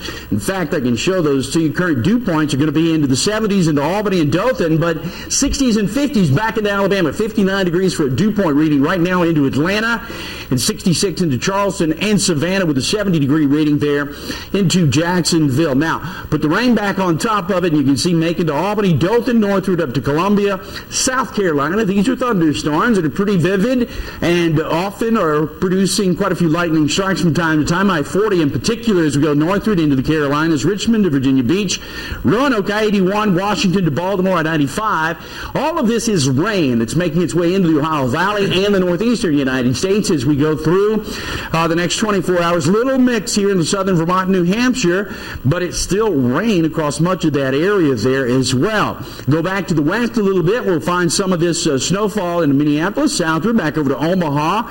And yes, the next storm system approaching the Pacific North and West, moving onshore Vancouver to Seattle, I-5 in particular. And the mountain passes will once again be susceptible to picking up some heavier amounts of snowfall. We'll keep you updated on that as well throughout the rest of the day today, Steve. All right, thank you, David, and we'll get back to that in just a moment in terms of the Viper radar, latest on any alerts. Right now, I want to get forecast mode. Taylor, South Carolina, soaked ground out there, soaked soils that we are monitoring. That was the scene earlier today. A lot of the rainfall continues to come down. Parts of South Carolina still have some flood alerts. Greenville, Spartanburg area of northwest South Carolina. A flood advisory remains in effect. Flood watches still for Birmingham up to Chattanooga, Knoxville, down into western Alabama through Tuscaloosa with that heavy stripe of rain that continues. A couple flood alerts that go up to Nashville, to Kentucky, and over over to Memphis. So residual high water, could still see another half inch to inch of rainfall on top of what has already fallen in just the past 24 hours. Birmingham at an inch, Montgomery close to that, 2.5 inches Columbus, and then Natchez about 2.3 inches, though the storm total, that's just 24 hours, storm total has been more than 6 inches for that location. Here's the additional rainfall, most of it falling to the east of I-65, closer to Georgia, South Carolina, North Carolina, up to Virginia Beach and Florida. Another 1 to 2 inches forecast across that part of the southeast into the early part of the weekend. So here's 7 o'clock Eastern, 6 p.m. Central this evening. A couple of cold fronts moving through. Greatest likelihood of any severe storms across extreme southeast Alabama, the Florida Panhandle, and southern Georgia. By tomorrow morning, we have some thunderstorms moving into Charleston, over to Myrtle Beach, Wilmington, and then Tampa down to Orlando and Lake Okeechobee. Thunderstorms forecast passing, at least, for Saturday. Risk of severe storms this afternoon, Destin, Panama City to Tallahassee, all the way up to Columbia, South Carolina. Not a lot of severe weather forecast, but an isolated, strong, and damaging wind gust is in the cards. At least they'll be isolated, though. Look at the temperature difference back behind this. We've gotten to 85 today in Jacksonville for the unofficial high so far, but temperatures are cooling back behind this system. Tomorrow, the high 54 Atlanta, and Jacksonville 59 by Sunday, so from the 80s to the 50s. Speaking of cold weather, let's take you up to the north, because this whole system is moving up to the north, and it'll be tapping into some of the cold weather in Miller, South Dakota. Light coating of snow there. Over at Morris Furniture and Appliance on the right-hand side, and you start to see some of that wind blowing the camera as well. Ames, Iowa, raw day today, 35 degrees, and a west wind at 15 miles an hour. We've got winter weather advisories in effect for parts of I-80, 35, 90, and 29. This is for the Midwest and High Plains this evening, a total of 2 to 4 inches. Some gusty winds possible there. That's where we find the freezing line. Freezing line's way back to the north and west, closer to the Great Lakes, also in northern Maine. That means we're above freezing all in here. It's all rain then. But however, that cold air will catch up over the next 24 hours. That takes us through tomorrow. And as a result, you see some snow coming into the picture through tomorrow night and Sunday afternoon. Stripe of snow possible again right through Iowa this evening, 2 to 4 inches. Lighter toward the Great Lakes. Appalachians could pick up a few in West Virginia. And then it's from about Buffalo to Burlington to Bangor, Maine. And the Bees could see anywhere from 2 to 5 inches of snow this weekend. Rain for the rest of us. Just a little too warm. Still ahead here on Weather Nation, we'll take you in the northwest U.S. with that next storm system and the parade of storms arriving. David will also have an update on that Viper radar.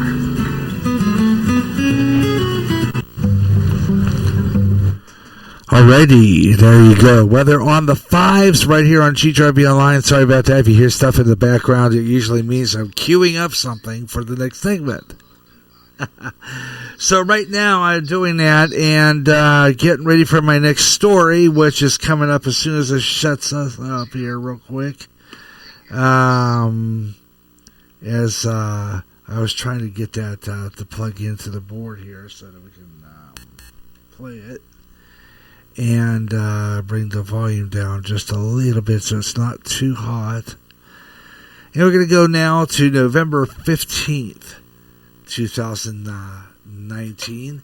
On November 15th show, we were talking about a shooting that happened live when we were on the air that day. On that day, we did our show. It was on the Gary Russen program, dated November 15th. And I believe that was a Friday, if I'm not mistaken. As I'm looking at my calendar here. Let's go back to that. November here.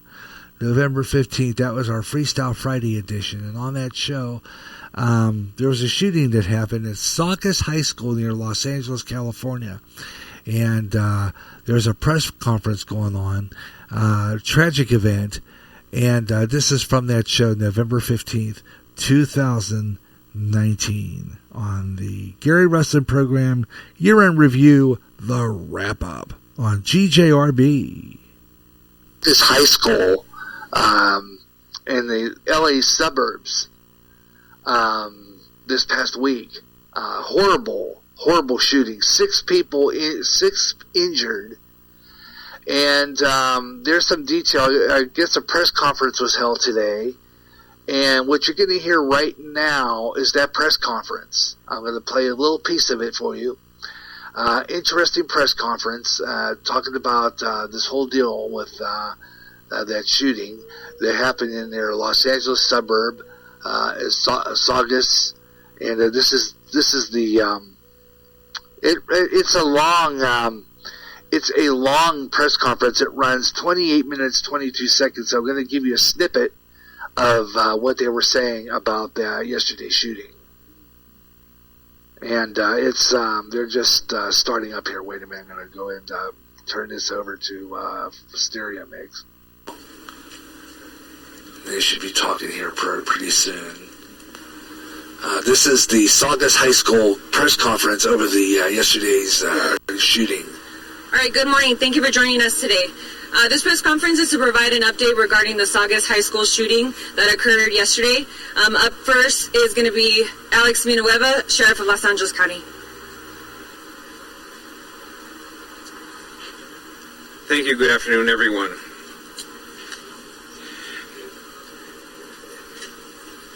I want to provide you an update of the tragic events from yesterday, and first and foremost, I want to extend my condolences to the families and the victims all involved, and our thoughts and prayers go out to everyone.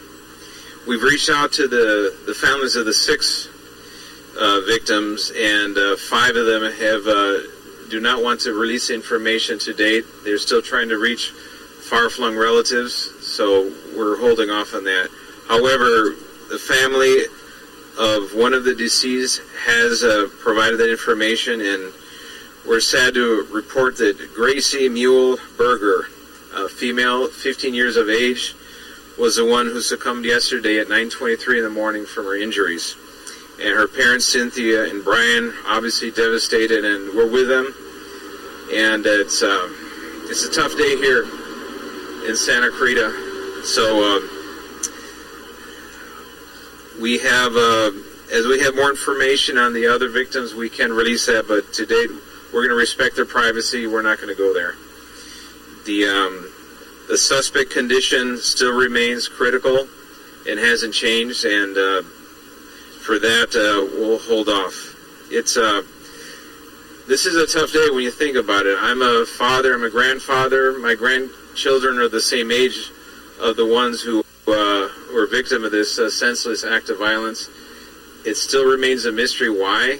So I just want to encourage everyone, grab your kid, hold them a little tighter, and make sure they do the right things when they're in school. And if, God forbid, they haven't, in this type of circumstances, follow the directions. Run. If you can't run, hide. If you can't hide, then you do something. You fight back. And the kids in the school yesterday did all of the above. They did as they were trained. We had an active shooter drilled just in the last few weeks at the school, and we had evidence that the kids ran as they were told to run. Kids barricaded themselves. They sheltered in place. They covered the windows, propped the doors shut, and they did exactly as they were trained, and that definitely assisted. And then when the time came to provide aid to those who were injured, they took them in and they provided first aid while they were waiting for our first responders. So kudos to all of them for a job well done, and hopefully that's a job we never have to do again. Now I want to bring Captain Ken Wergener to provide us update on the status of the investigation, and we also have some updates from our special agent from the ATF, Special Agent Canino. Let's start with Captain Wergener. Okay, it goes on and on and on and on and on, so I'm not going to play the whole thing, but basically that is what it is. For details you can watch the network, this is from Fox News, so if you follow Fox News on Facebook, you will get the information that you want from that, so I'm not going to play that whole story because I have some more things to do, but that just tells you exactly what's going on there. That's sad. Sure isn't, Gary. I said schools are not safe, not even anymore for kids. It used to be a safe place, and BJ said, yeah, sure it is. Was it this way when I used to go to school? A much more dangerous world these days, and absolutely fabulous. I mean, it's horrible. I wish that I don't know who this guy is. I don't know the details. I didn't really listen to the whole press conference before I went on the air, but you gotta wonder about this guy who did this, because you have to wonder, what they're thinking when they go in and do this. The one child didn't survive, so this fella already has a murder charge rap on his back. He already is going to be charged with a murder in this shooting.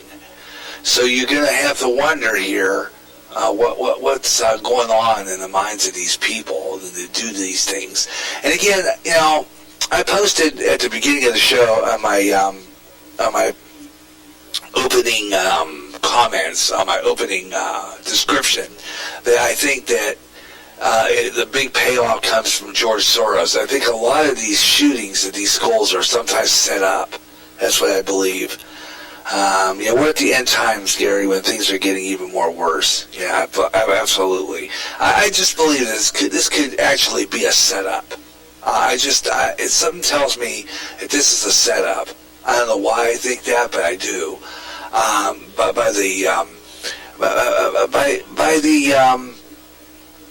by George Soros, this is the whole plan, with gun control, and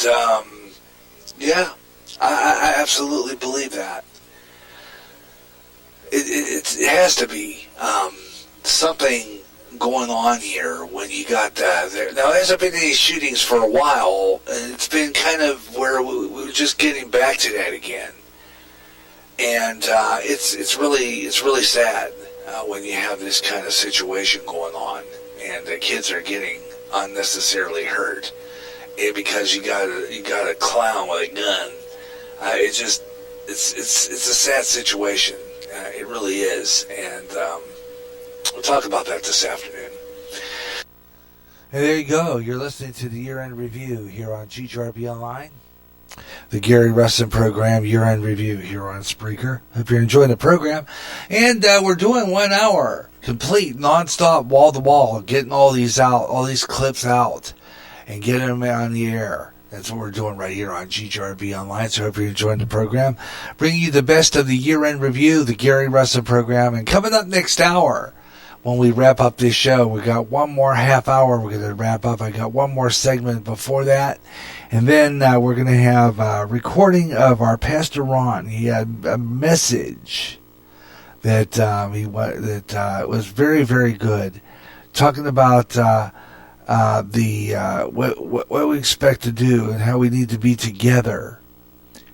And we're, again, I'm a member of the Church of Christ here in Clinton, and we need to get together and make a difference in the world, witness Christ to people. And then found out, we were talking the other day about the shooting, the most recent shooting that went on at the Christ Church in Texas, and Church of Christ there. And that is not really technically an affiliate of our church, although in a way I guess it kind of is, but it can happen anywhere. You get a screwball with a gun, and it's not pretty. Got to tell you, folks, just not at all. And they were doing their live streaming of their service online when it happened. So the guy's right there. You can see, it was a horrible situation there. And we'll be talking about that a little bit. By the way, I'll give you a preview of tomorrow's show coming up as well. But I got a couple more really good segments I want to bring to you here on our year-end review here on GJRB Online. Coming from that same show, talking about how we are going to be on Podbean and starting a new platform called Podbean, and it's a pretty good platform. And on this same show, I talk about that platform advisory that is on about Podbean. Let's see here. Let's see, where is that here? line in here. You can put up to 4 people on here. Okay, here we go. I'm talking about Podbean. You probably have to follow me. hear a lot of talk around my church anyway. Live. I don't know. Okay, this is from the same show. November 15th, part 2, talking about a new platform called Podbean. Don't know where it is. It's showing live there.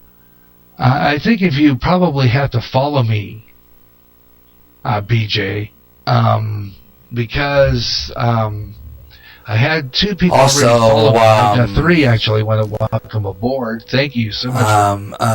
On that show also I had BJ McNamara, who is known pretty much as Black Dragons Radio, was in the chat room on this show. And this is back on November 15th, and we were talking about Podbean, the platform of which I just started up on last August, and I was trying a live broadcast on there. I was I started the account there, but never went back and never saw exactly what it was about, because I thought all it really was recorded podcast. Well, it's just okay with me, but then I discovered quite delightfully that Podbean, you could broadcast live on Podbean, because BJ was.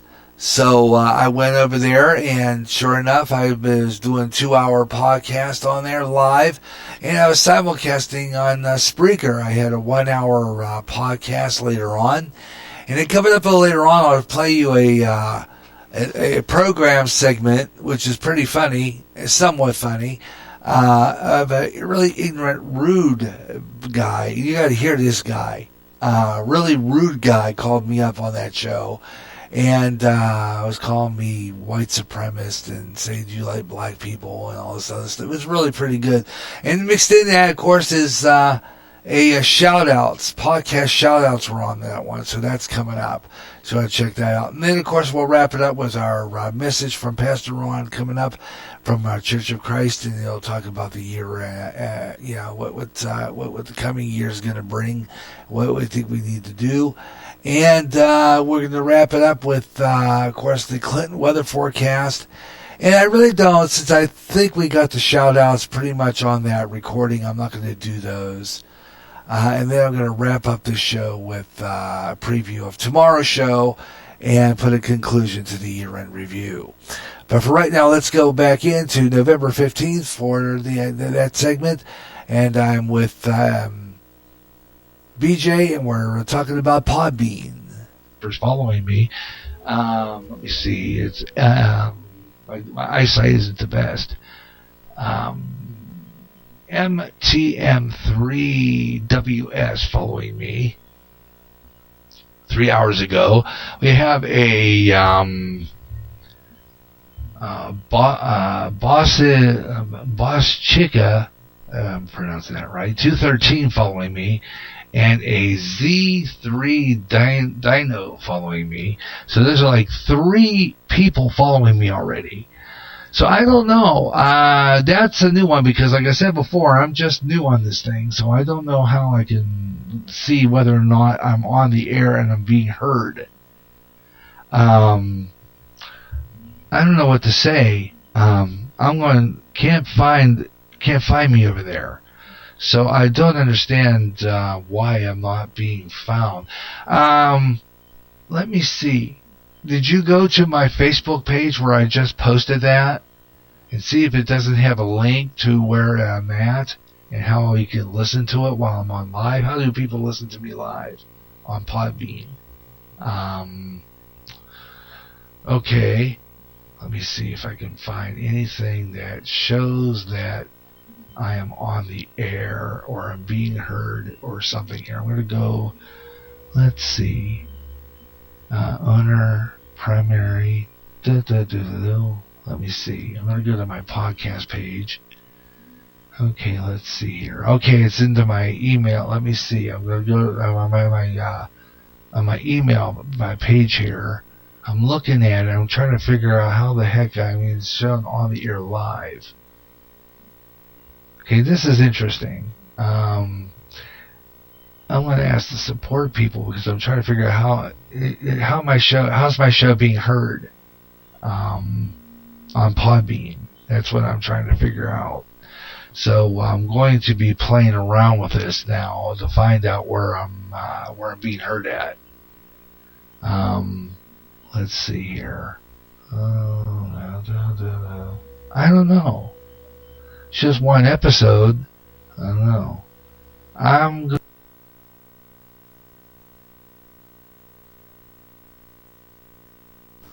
So basically what that is Podbean is a site that's really interesting in that in order to listen to a podcast on there, you have to download a Podbean player. It's like a application, and it's compatible with Windows and rather with the Android and the iPhone. But you have to find a lot of the shows that are on there, and that's why I always put my show title and the date next to it. So my shows are recognizable that way because I do that. I put my show title on and the date of the air of the broadcast. And so that it's easy to find. It's easy for me to find. Of course, when I do a show like this, a year-end review, I can find the program, and there it is. So that is one of the reasons why I do that. We're going to be rolling over to, I believe it's October 19th. Now, I'm not sure if that's the show. When let me see. I'm trying to figure out what show Ben was on. I think it was on October 19th. If not, it might have been the 15th. I'm not sure exactly when Ben was on because whenever I do these year-end review programs, sometimes when I do the log rundown for it, I fail to mark what show and what episode number and what date it was on, and then I can't find it, which happens from time to time. And I think that particular episode, if I'm not mistaken, might have been on that same day, the 15th. Not sure now exactly when I had been on. I think it was on and let me see if I'm corrected on that because maybe Ed was in the chat room that day. I'm not entirely sure. I think it might have been the 19th. I'm not sure if it was on the same day that Crackpot called me, but it might have been. So I'm going to take a look and see what we got here. I'm going to go on to that particular. Let me see here. Sometimes I just have to. Mel Conservative back in the booth here. Hi Ed. How you doing? All right, brother. You're going to be on the. Let's see here. You have a barbecue. You have to start up. Let me see where they're at. See if some of the. If I can't find it, I usually have to force to skip the segment. Some of the. Okay, so that is from Part 2, 1019. So I'm gonna gander that it's not there. So I'm gonna have to go and find that particular episode now. And if I can't find it, I can't. But he's gonna be on with us tomorrow. Ben Osman. Hopefully he'll be on with us tomorrow. So it's a lengthy conversation. We had a great conversation on that show. And so I'm going to do, in that case, if I can't find it, I'm just going to skip that segment with Ben on because I'm not sure exactly when that particular part was. I'm not exactly entirely sure. All I know is I remember it being on there and I can't find it. So if Ben doesn't show up on tomorrow's show, I will replay that instead. Okay, so tomorrow I'm going to look. Tonight I'll look for it, and if I can't find, I'm sure it has to be around October 19th. So Ed, if you're listening, do you remember the date that Ben Osman was on the last time we were? I think it was November 15th. I think it might have been November 15th, but I can't guarantee it.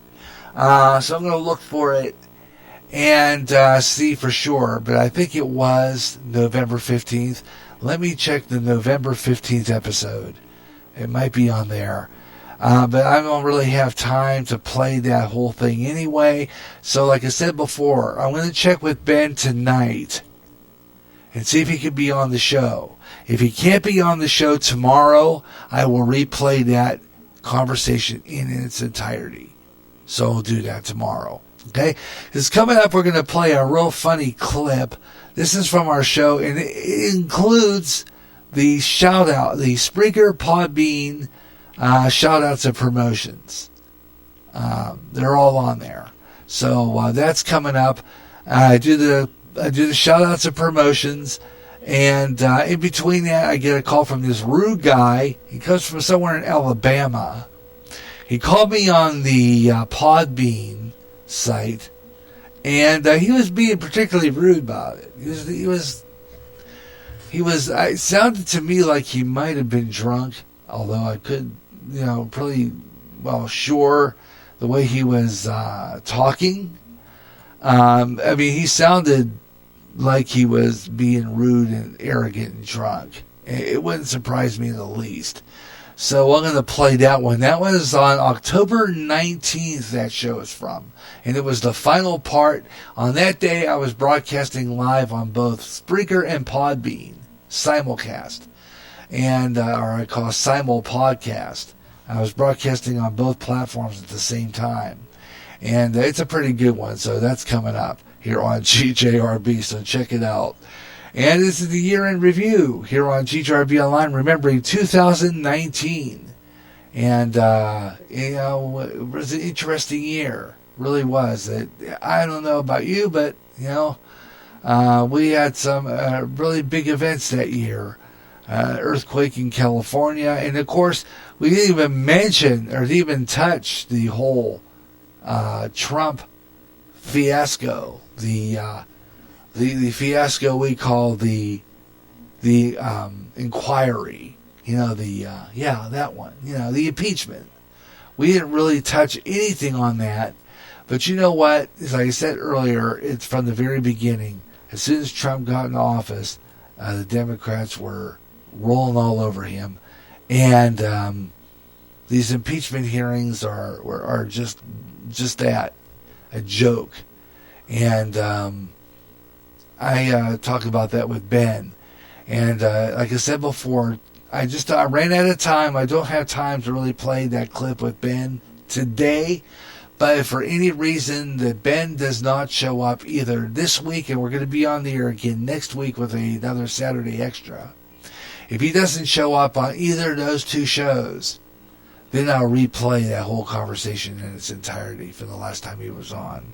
So I'll do that. So that'll give me a chance to find it and play it.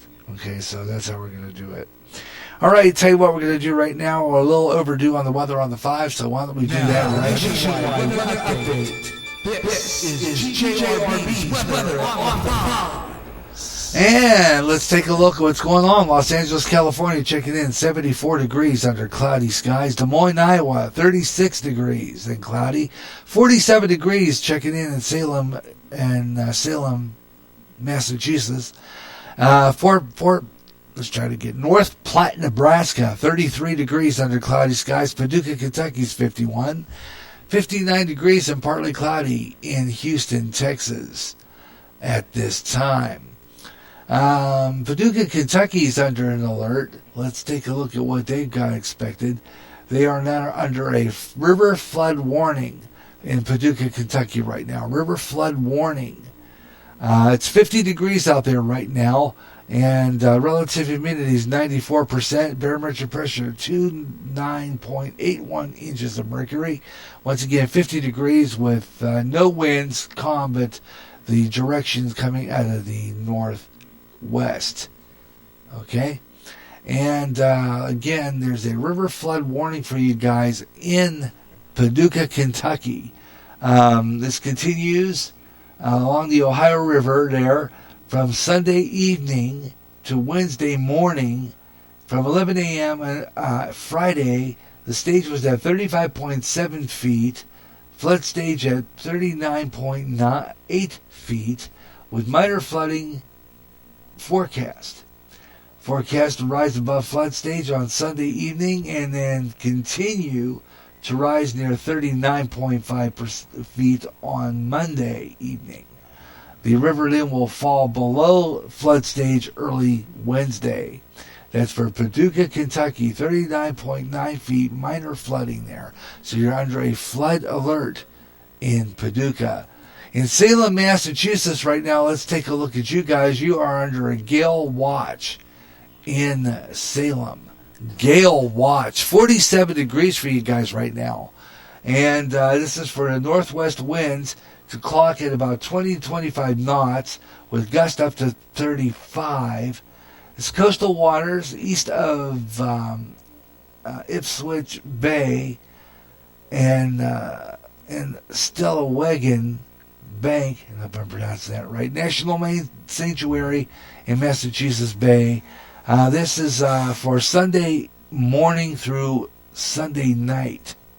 Impact strong winds will cause some hazardous conditions, hazardous sea. This could capsize any vessels, including boats. I'm looking at your radar at this time, and you have a lot of rain just over Concord, stretching from Concord, scattered, pretty much heavy rain. Looks like scattered from Concord down to Nashua, Manchester, in that area. So be aware of that. Meanwhile, let's take a look at some other temperatures across the nation. Fairbanks, Alaska, checking in at negative 19 degrees below zero. Checking out at home, 50 degrees back home. And rain. Tampa, Florida, 78 degrees and partly cloudy. Provo, Utah, 44 degrees and partly cloudy. Once again, Ambridge checking in 50 degrees. 65 degrees and clear in Manteo, North Carolina, and Portland, Oregon, checking in with 53 degrees and cloudy. Weather on the 5s, 25 and 45 minutes past the hour on most music shows, including the Good Times Great Oldie Show. And the, of course, that's a great oldie show. Our other shows include the Positive Rock Show returning to our airwaves this weekend. And we have 25 and 45 past the hour. Weather on the 5s, or any time in the hour that ends in 5. 5, 15, 25, 35, 45, or 55 minutes past the hour on GJRB Online. While we're doing that weather, we're a little past 5 o'clock.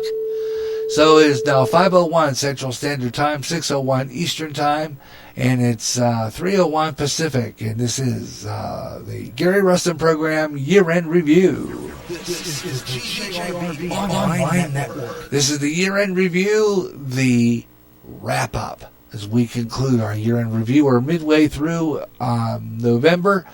I don't have time for any of the December ones. There wasn't really all that much in December to really tell you about. Not really big. Some of the guests, Ben Osman didn't make a couple of shows. He was going to be on with us around Christmas, but I think things got busy for him, so he didn't really have much time to really be with us around Christmas. So pretty much we're going to end with November at this point.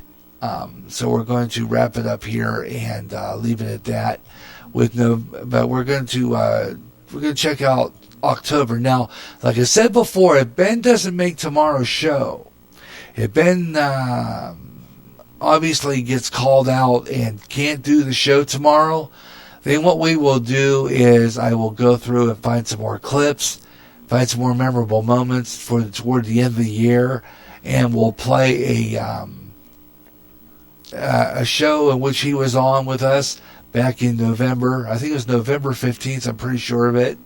And so we'll play that one for you in its entirety tomorrow if Ben does not make the show. Okay?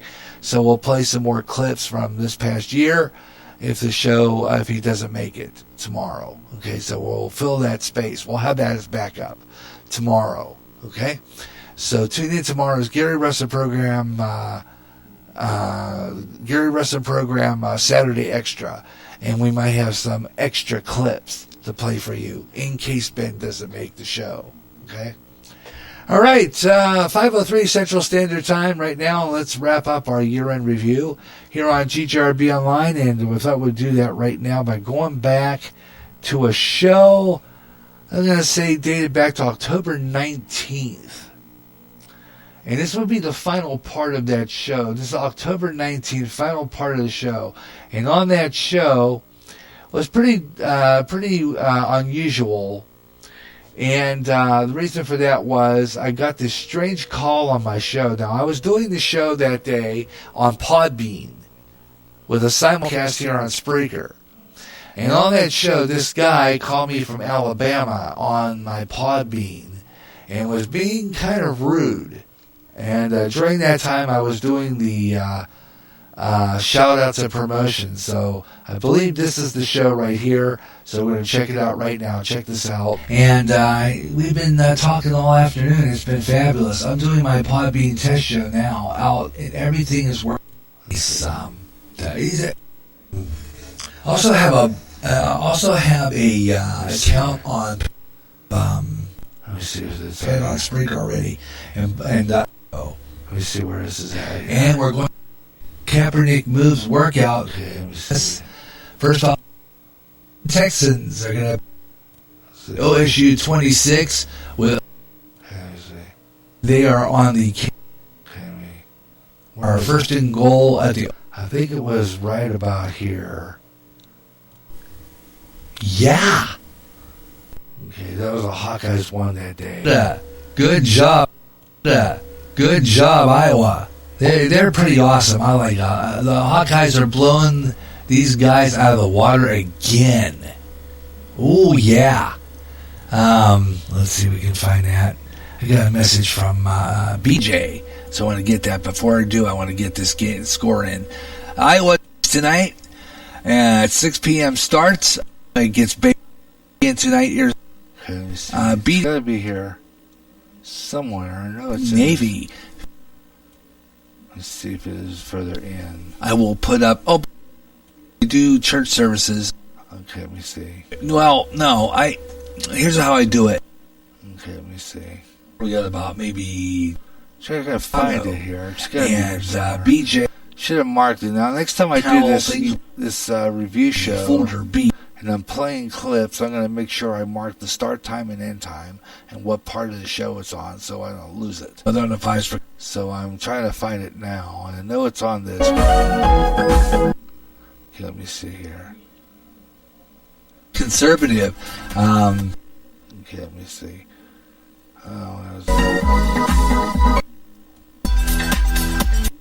Elgato uses for his kind of what's this house or whatever the case. You got about here on Podbean because I haven't listened to a lot of conservative. Okay, let me see. What you doing, nigga? There we go. Here it is. Okay, let me see. Okay, about this time, this is about maybe 29 minutes into the show.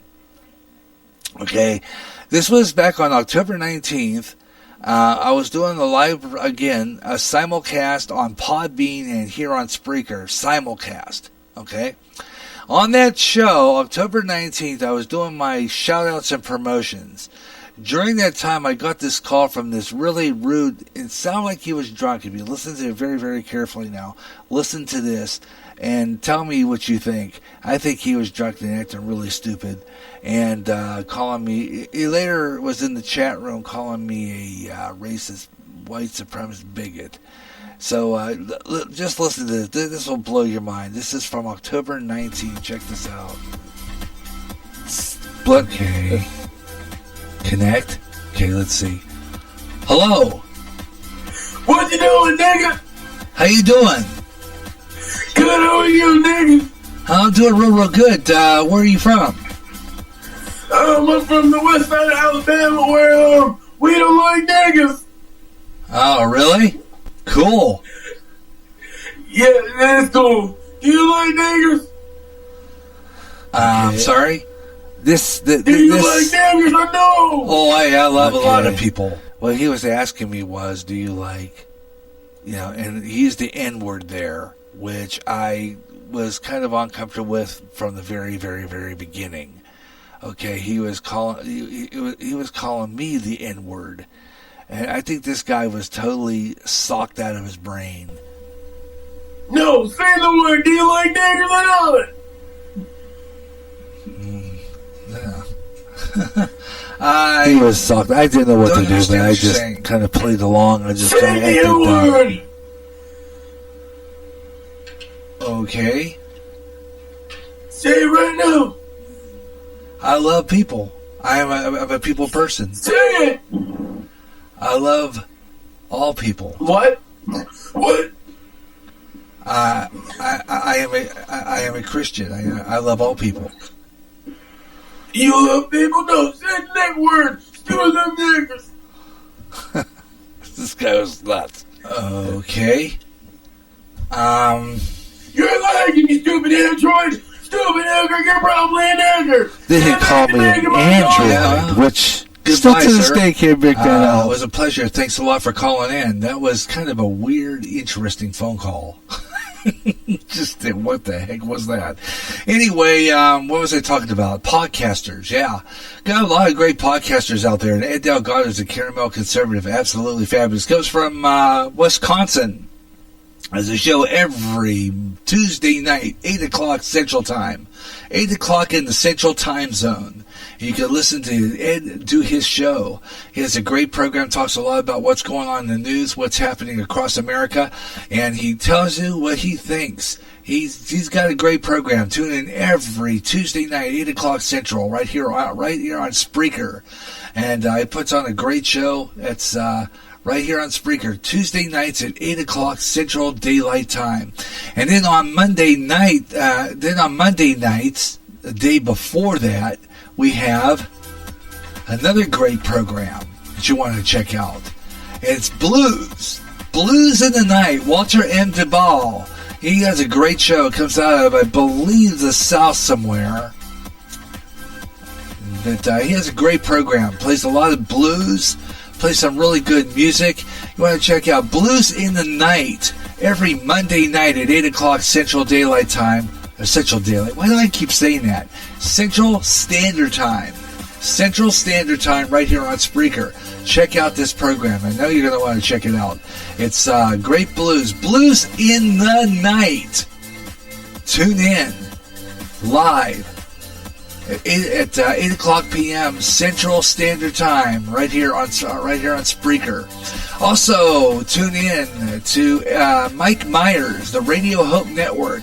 Mike Myers has a great program, talks a lot about God, talks about family, talks about all kinds of things. He loves the Lord, he loves people, and like I do. He loves Jesus, and he's a fabulous man. And he tells you about God. He tells you what the Lord is there for you. You know, his family he loves. And tune in 7 mornings a week. This guy's busy. Puts on a good show.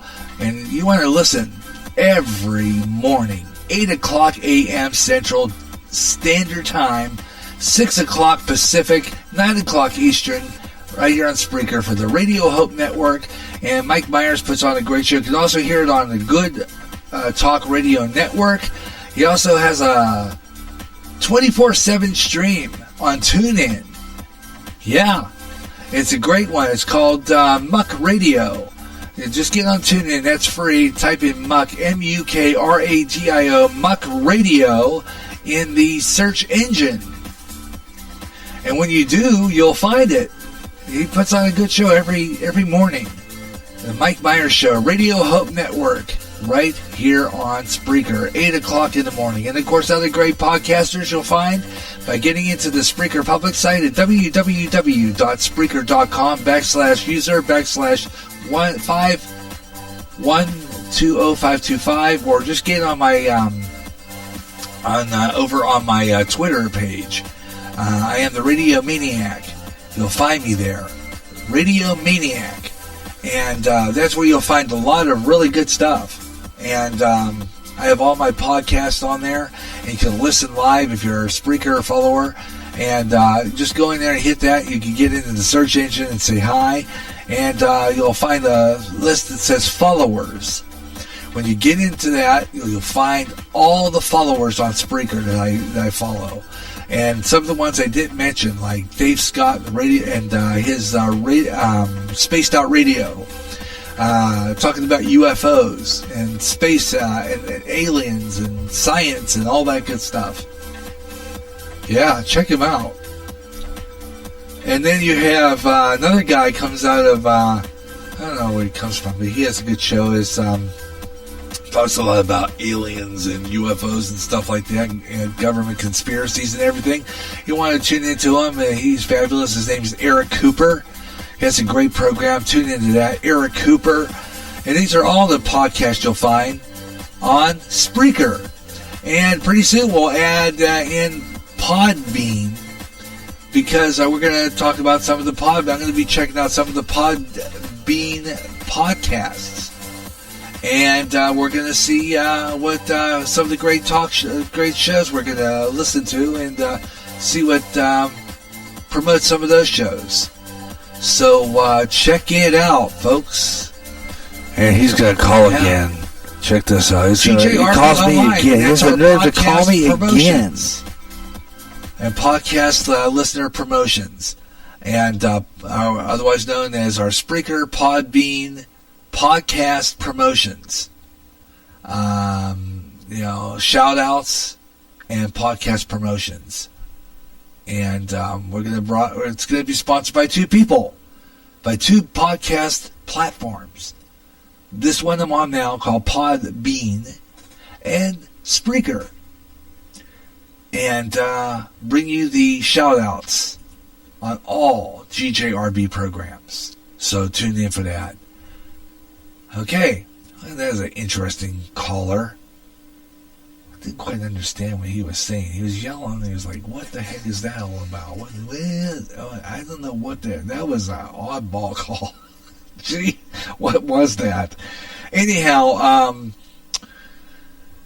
whatever. It should be interesting to listen to that back. All right, it's like, say it. Say what? Anyway, it was fun hearing it back.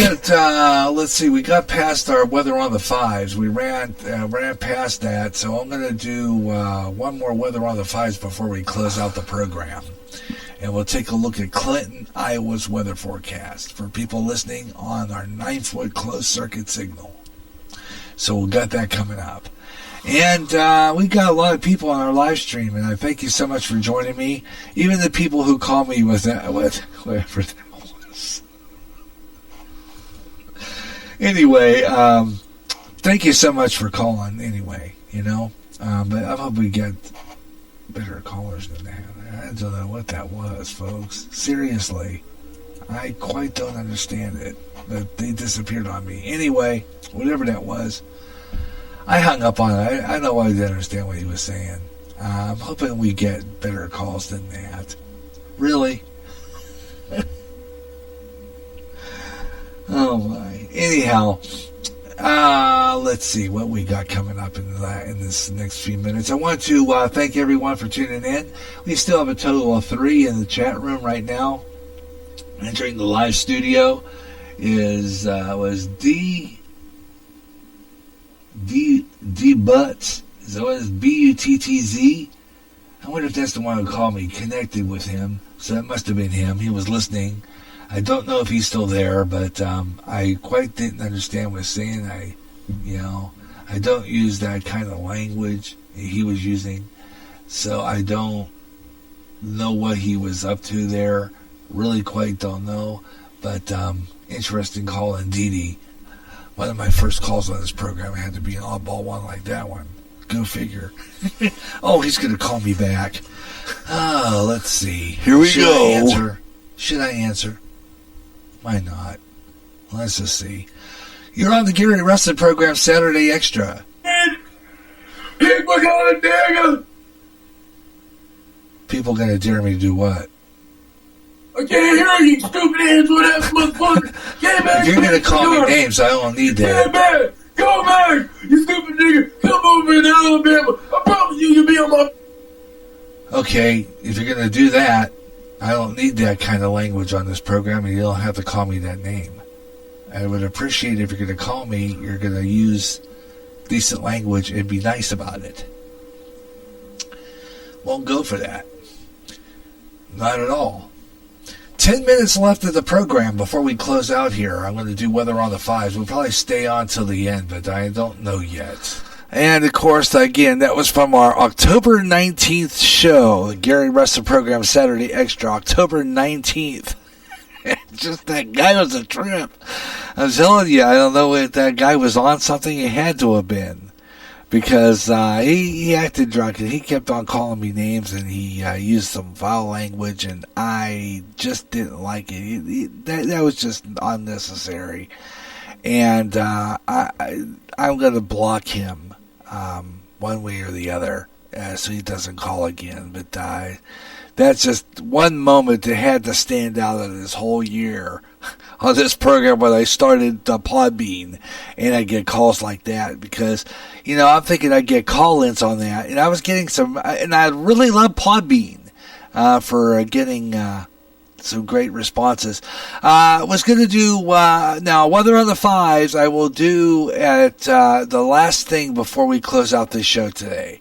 But I've got 30 more minutes left to go, and I want to use it up wisely.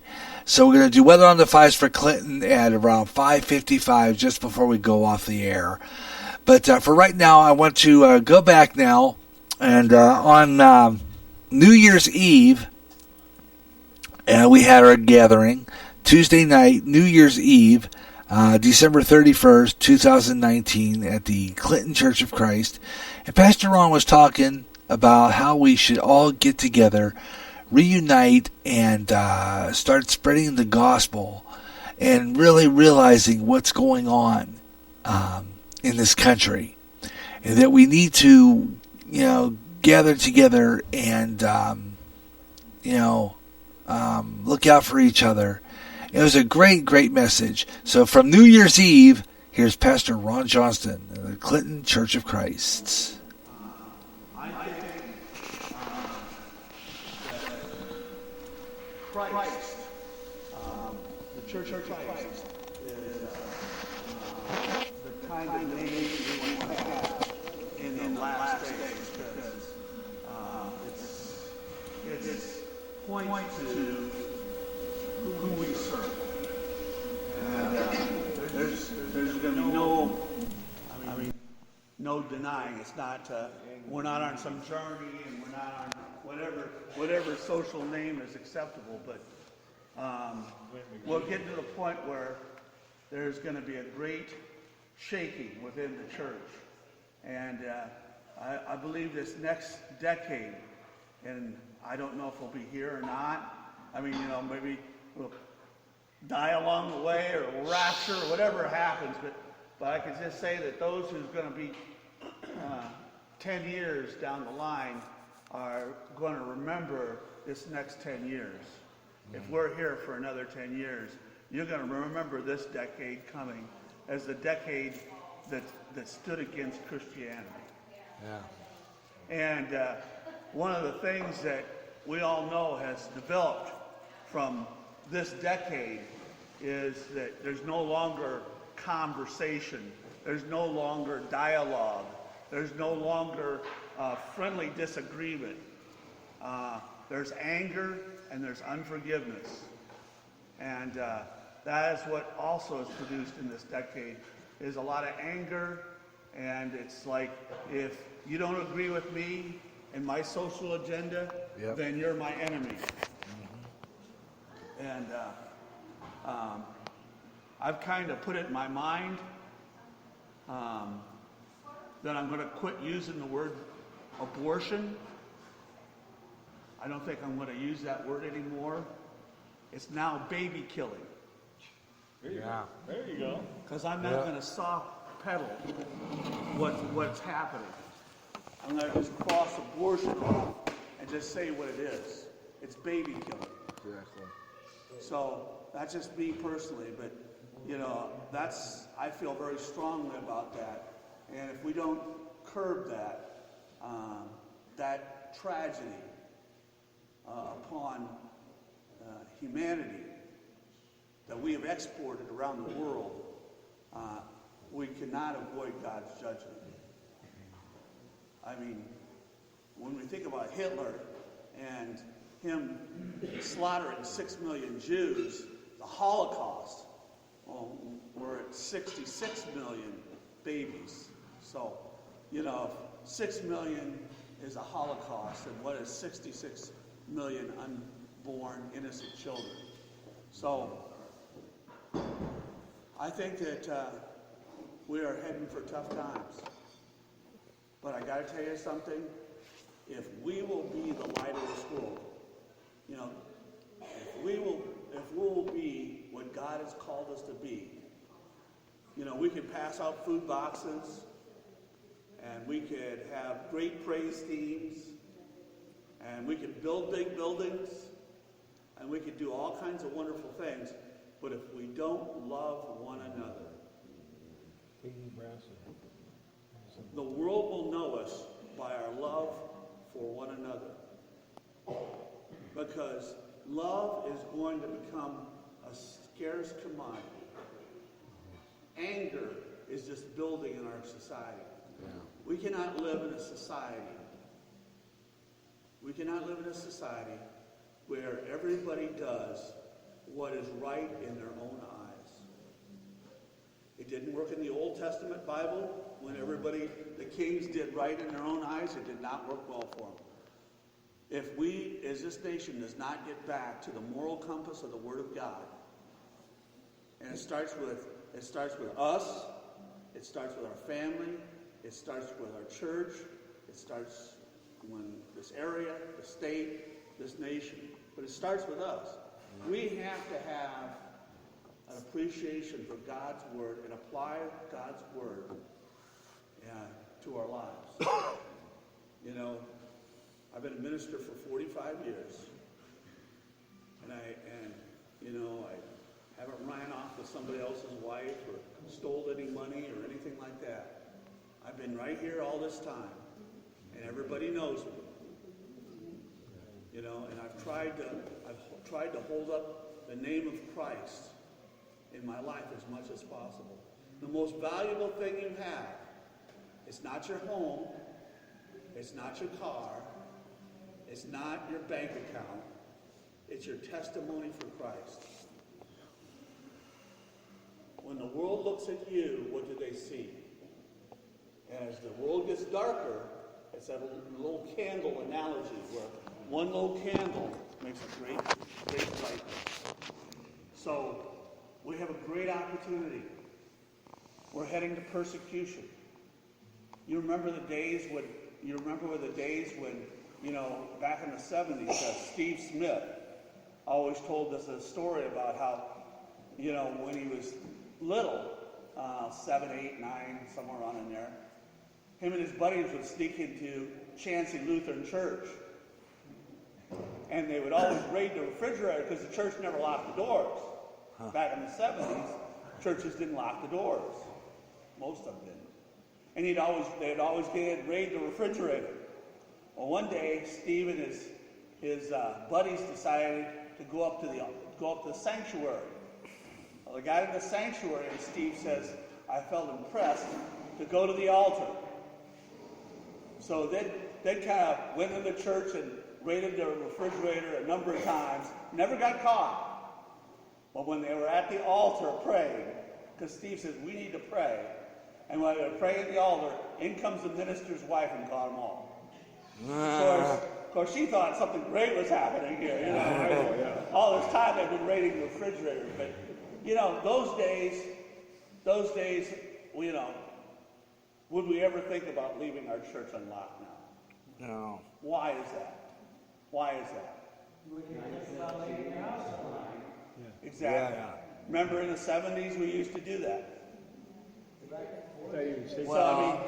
It's because there was more respect for the Word of God and more respect for Christianity. But as we get more to a society that does right by their own eyes, we cannot live as a society if everybody does what's right in their own eyes. We can't. We can't survive. We can't. We used to be founded on the Word of God. Our laws were founded on the Word of God. Yep. And so, because of that, everybody had the same moral ethic. I keep talking about this, but I just marvel at the schools, in Clinton here, character counts, character counts, character counts. Well, why does it count? No bullying in our school, which I can tell you, I see more bullying now than I've ever seen. Yeah. Because in the world, when we do what is right in our own eyes and we pass that on to our children, bullying is rewarded. Yeah.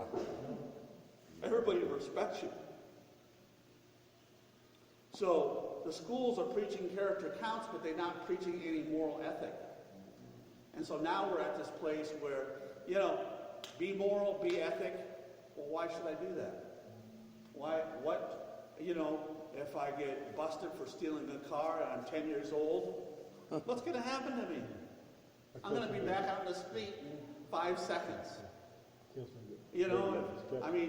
What happens? These kids are being not taught in their home the Word of God. And so, and I like to blame the schools, but the problem of it is it starts in the families. My son I had this discussion over the Christmas holiday with my son. He said, well, Dad, he goes, our hands are just tied. I know, your hands are tied. He's a school teacher. What? He's a school teacher. Yeah, he's a school teacher. Even bus drivers can't do anything. He's a school teacher. His wife's a school teacher. So, unfortunately, we're living in a society where we do what is right in our own eyes. But the problem is we cannot last as a society. We cannot go much longer where everybody thinks that whatever they think is right is right. And so God is raising up a standard. He's raising up a church. And I'm going to tell you something. Today's Christian friends of yours may well be your enemies not too many years down the line. Because it's the religious leaders and people that thought they knew God were the ones that persecuted Christ and the early church. And the same thing's going to happen. We all want to go back to the early days of the church. We want to have the same blessing and anointing. Well, it's a buffet. You get everything, You might, yes, we're going to get the anointing of God. Yes, we're going to become anointed witnesses, but we're also going to get persecution. It's going to come from our families. It's going to come from our communities. And it's going to come from religious leaders. I got to tell you something. I have, all these years that I've been a minister, I can tell you that we're in a spiritual warfare.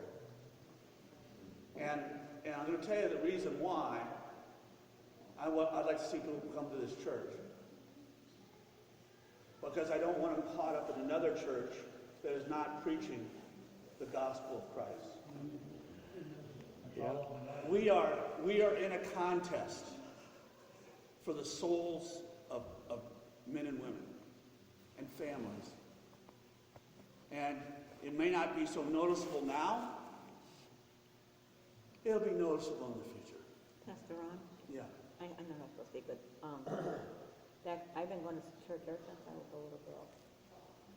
And there's one place you could always find a safe place. It's church. You can't find that anymore. No, I mean, after what happened in I never Texas, thought about, you no. would have to have a gun to keep your people safe in the church. You would never think about that. But nowadays, it's such a different world.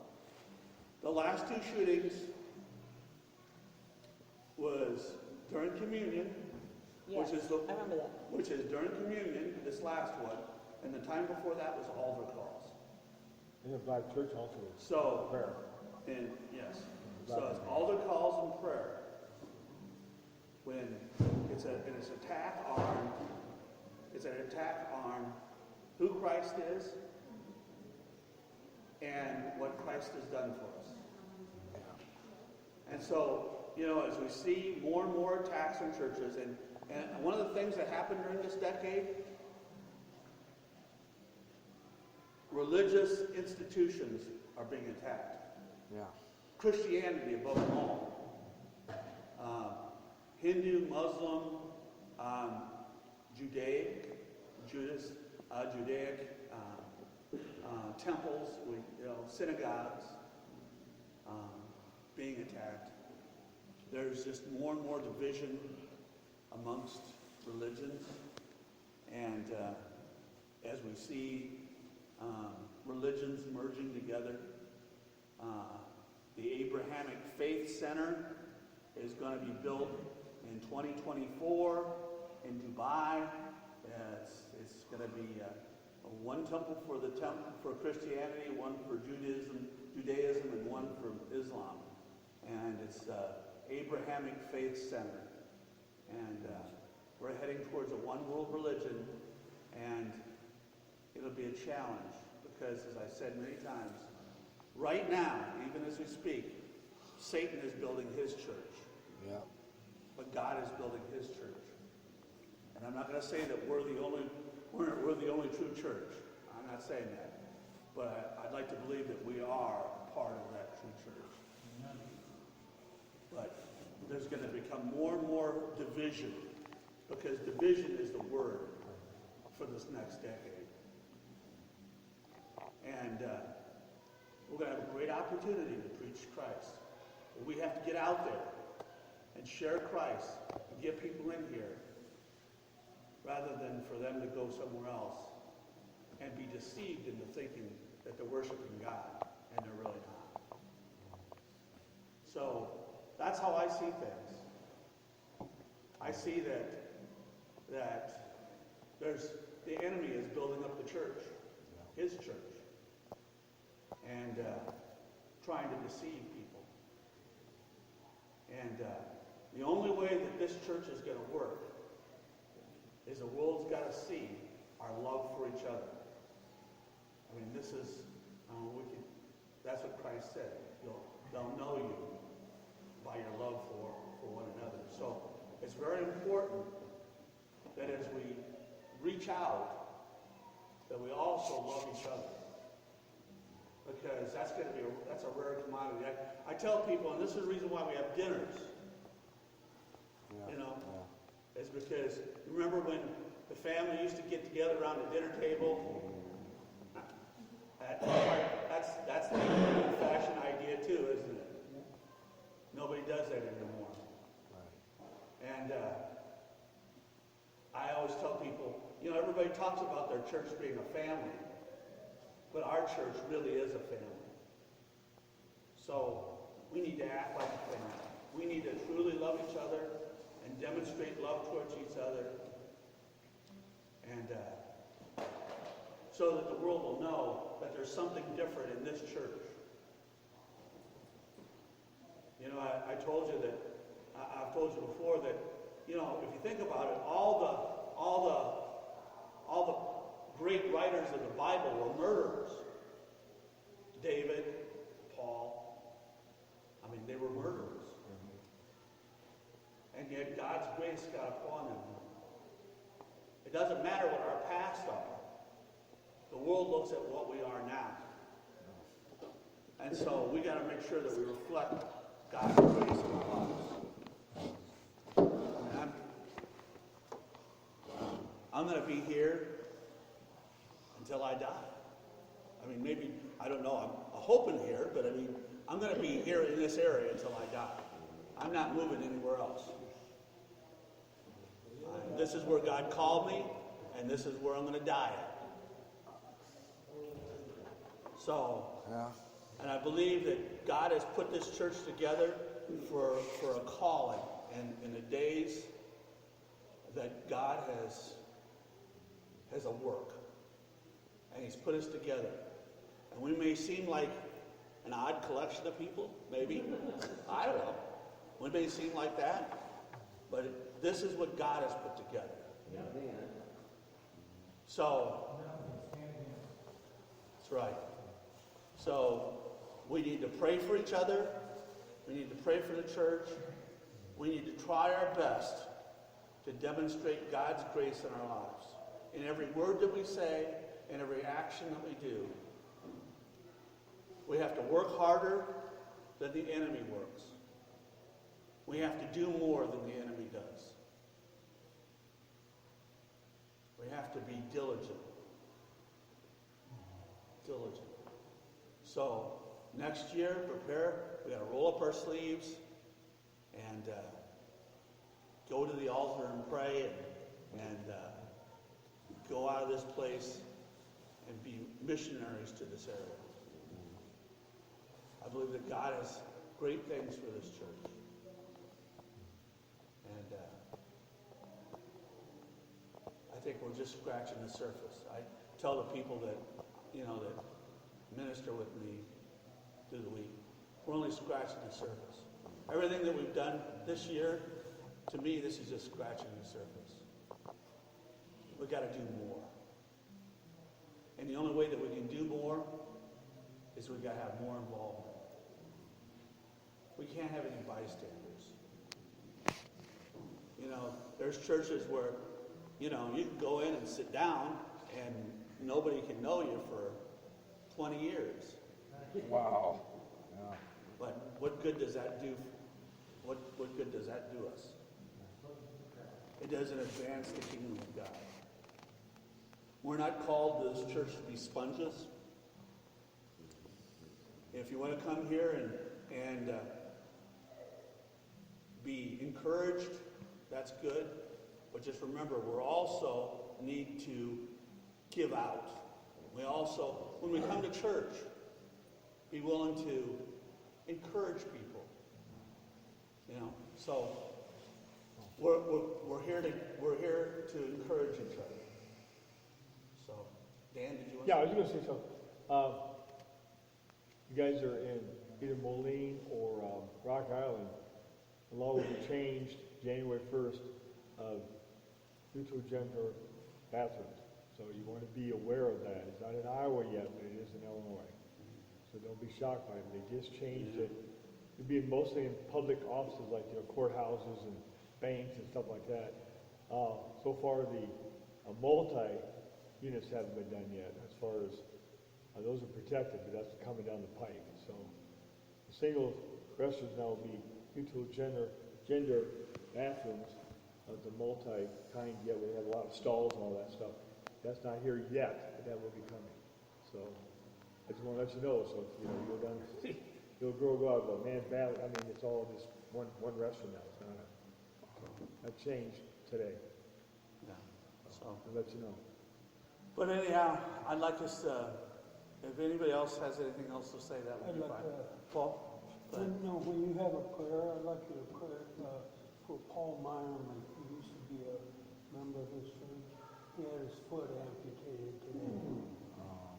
He had a bad infection in his foot, and he had his foot amputated. He's a farmer. Did somebody else have something to say? Okay, go ahead.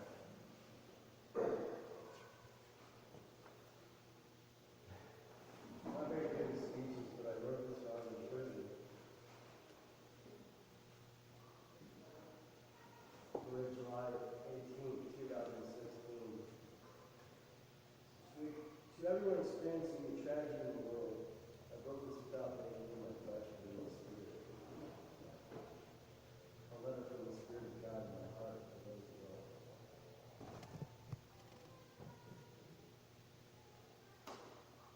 If I ever had the chance to show you how much you mean to me, I would never give you up. Only I can.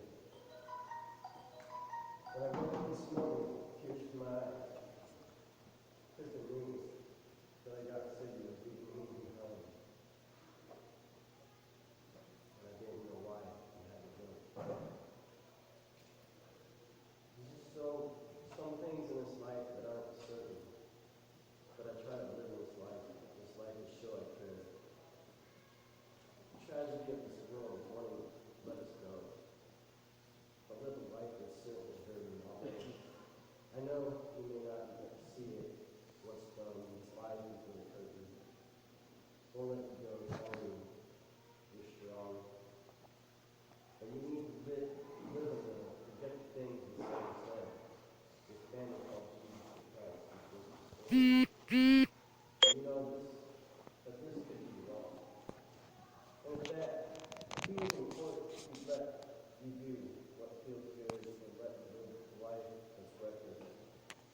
don't need to think that. I keep doing what you're doing.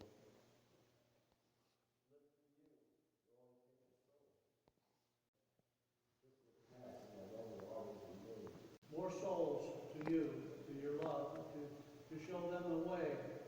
He's had problems, he lost his leg. And Lord, we just hope that you'll put some healing grace. I just hope that you'll put some healing grace upon him, and that you'll bring him as close you can to recovery.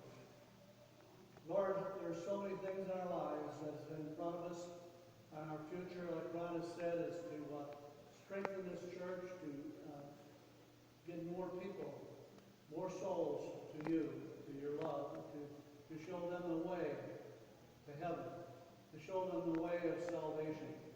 And that's our job, Lord. That's what we're here for, to save more souls, to tell people the good word, that you save lives, you save souls. Lord, watch over this church, watch over these people, and may we have a joyful and prosperous year. And in your Son's precious name we pray. Amen. And everybody have a happy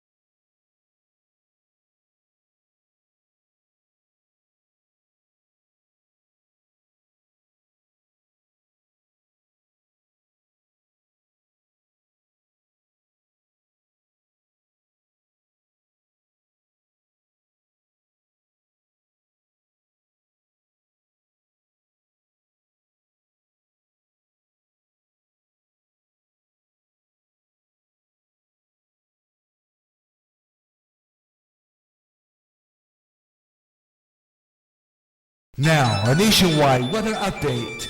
This is GJRB's Weather on the Fives.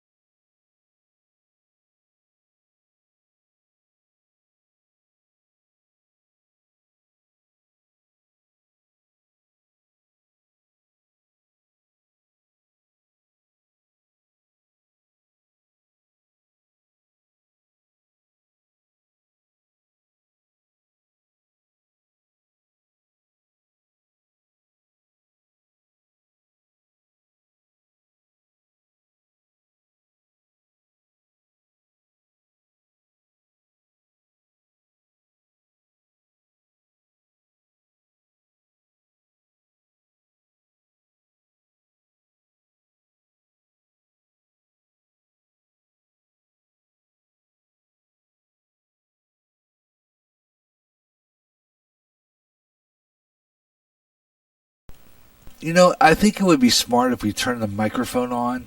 What is wrong with me? Honest to goodness. I don't have the microphone on. How long was that? I did weather without a microphone on, didn't I? Of course I did. So with that in mind, I'm going to do one more weather on the 5s before we close out, okay? Because, again, no brains in the head, talking to my local audience, but was not talking to my national audience because my microphone was not on. So with that in mind, we're going to start this over. As I said before, Pastor Ron right there in saying what he said. He made a point there, you know what I'm saying?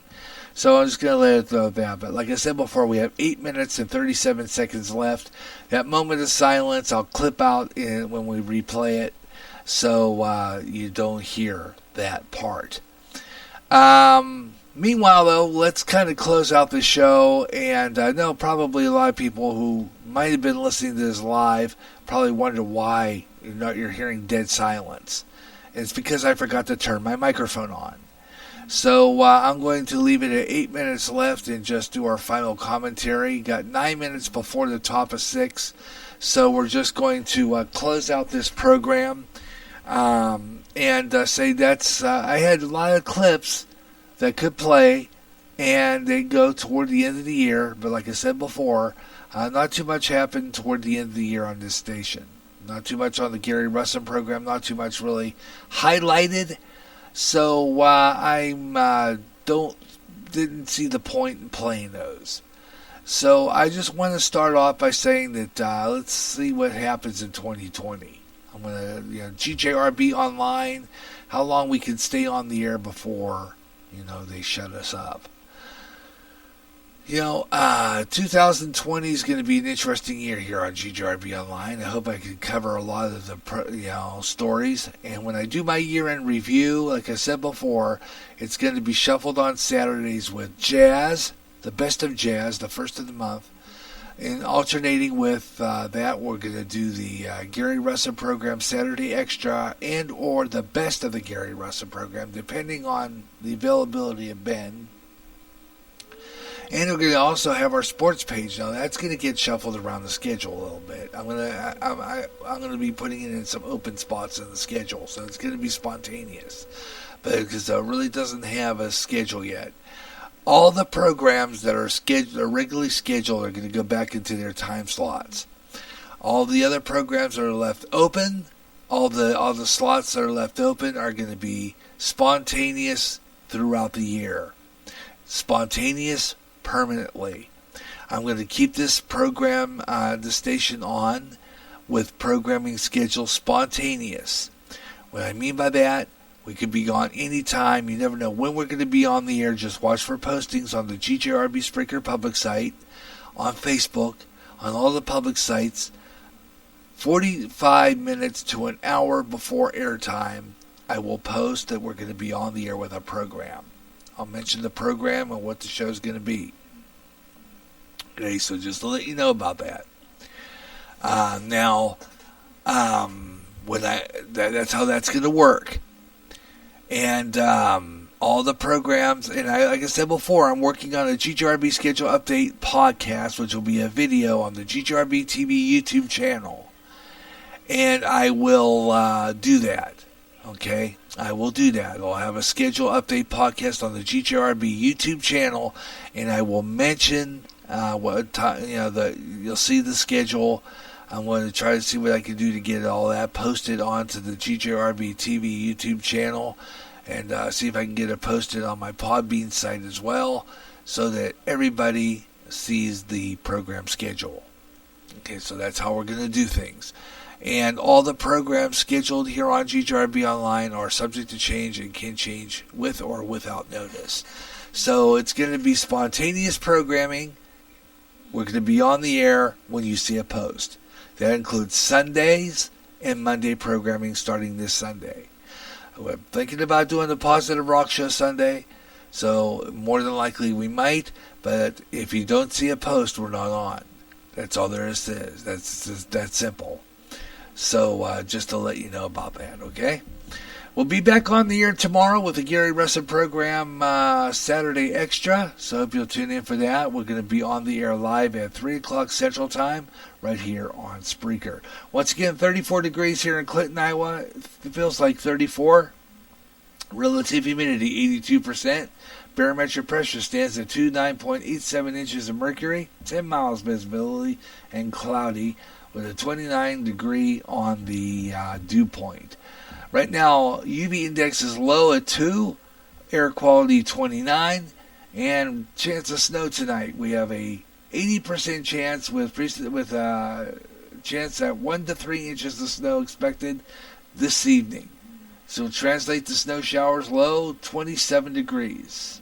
Mostly cloudy skies tomorrow early. We'll continue partly cloudy with later in the day with a high of 32 degrees and west-northwest winds at 10 to 15 miles per hour. Clear skies with a few possible passing clouds again tomorrow night with south-southwest winds at 10 to 15 miles per hour. Once again, temperature 34 degrees at our GJRB Spreaker Studios. Okay? So I just wanted to get that in there since I didn't have my mic on and you missed the weather entirely. Where's my brain? Anyway, okay, take this next 2 minutes. I'm going to just say that thank you a lot for listening. That's going to do it for our year-end review, the wrap-up here on GJRB Online. Thanks a lot for listening. Hope you enjoyed the program. And you can listen to the show anytime on demand right here on the GJRB Spreaker public site. So you can check the show out, okay? Thanks a lot for tuning in. I hope you had a great, hope you enjoyed the program. And that's going to close it out for the year-end review. And we're going to be back on time tomorrow with our regular scheduled program. And we're going to do a regular show. And I hope we get Ben Osman on. If not, we're going to play a clip from the last time he was on. Until then, have yourself your best night ever. So long, everyone.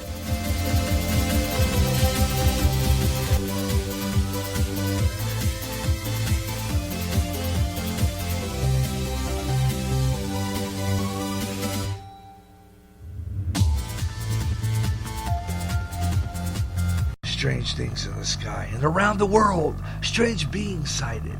What's going on? All around us, conspiracy theories are being discussed. This is the show all about the strange things that are way out there. I'm Gary Russen. This Way Out There's back with more weird stories of the strange and the bizarre. Keep looking up in the sky and let me know what you see. Way out there. Every third Friday of the month at 3 o'clock Central and anytime on GJRB. End times are upon us, and we need to know what's happening. Knowing the truth is key to survival. There are lots of news events going on in the world that have certain significance to end time happenings. Listen, as men and women gather to discuss the news and how it lines up with Bible prophecy on the last 7 days. Uploaded as a podcast Wednesdays and run live every third Friday at 12 o'clock noon Central on GJRB. Suicide's increasing among the youth, and many of them playing suicide games. This has to stop. Parents, watch your kids, and if you feel there's something going on and they are considering suicide, please talk to them, help them. And if it seems hopeless, call the National Suicide Prevention Lifeline. That number is 1-800-273-8255. They can help. It's free and confidential.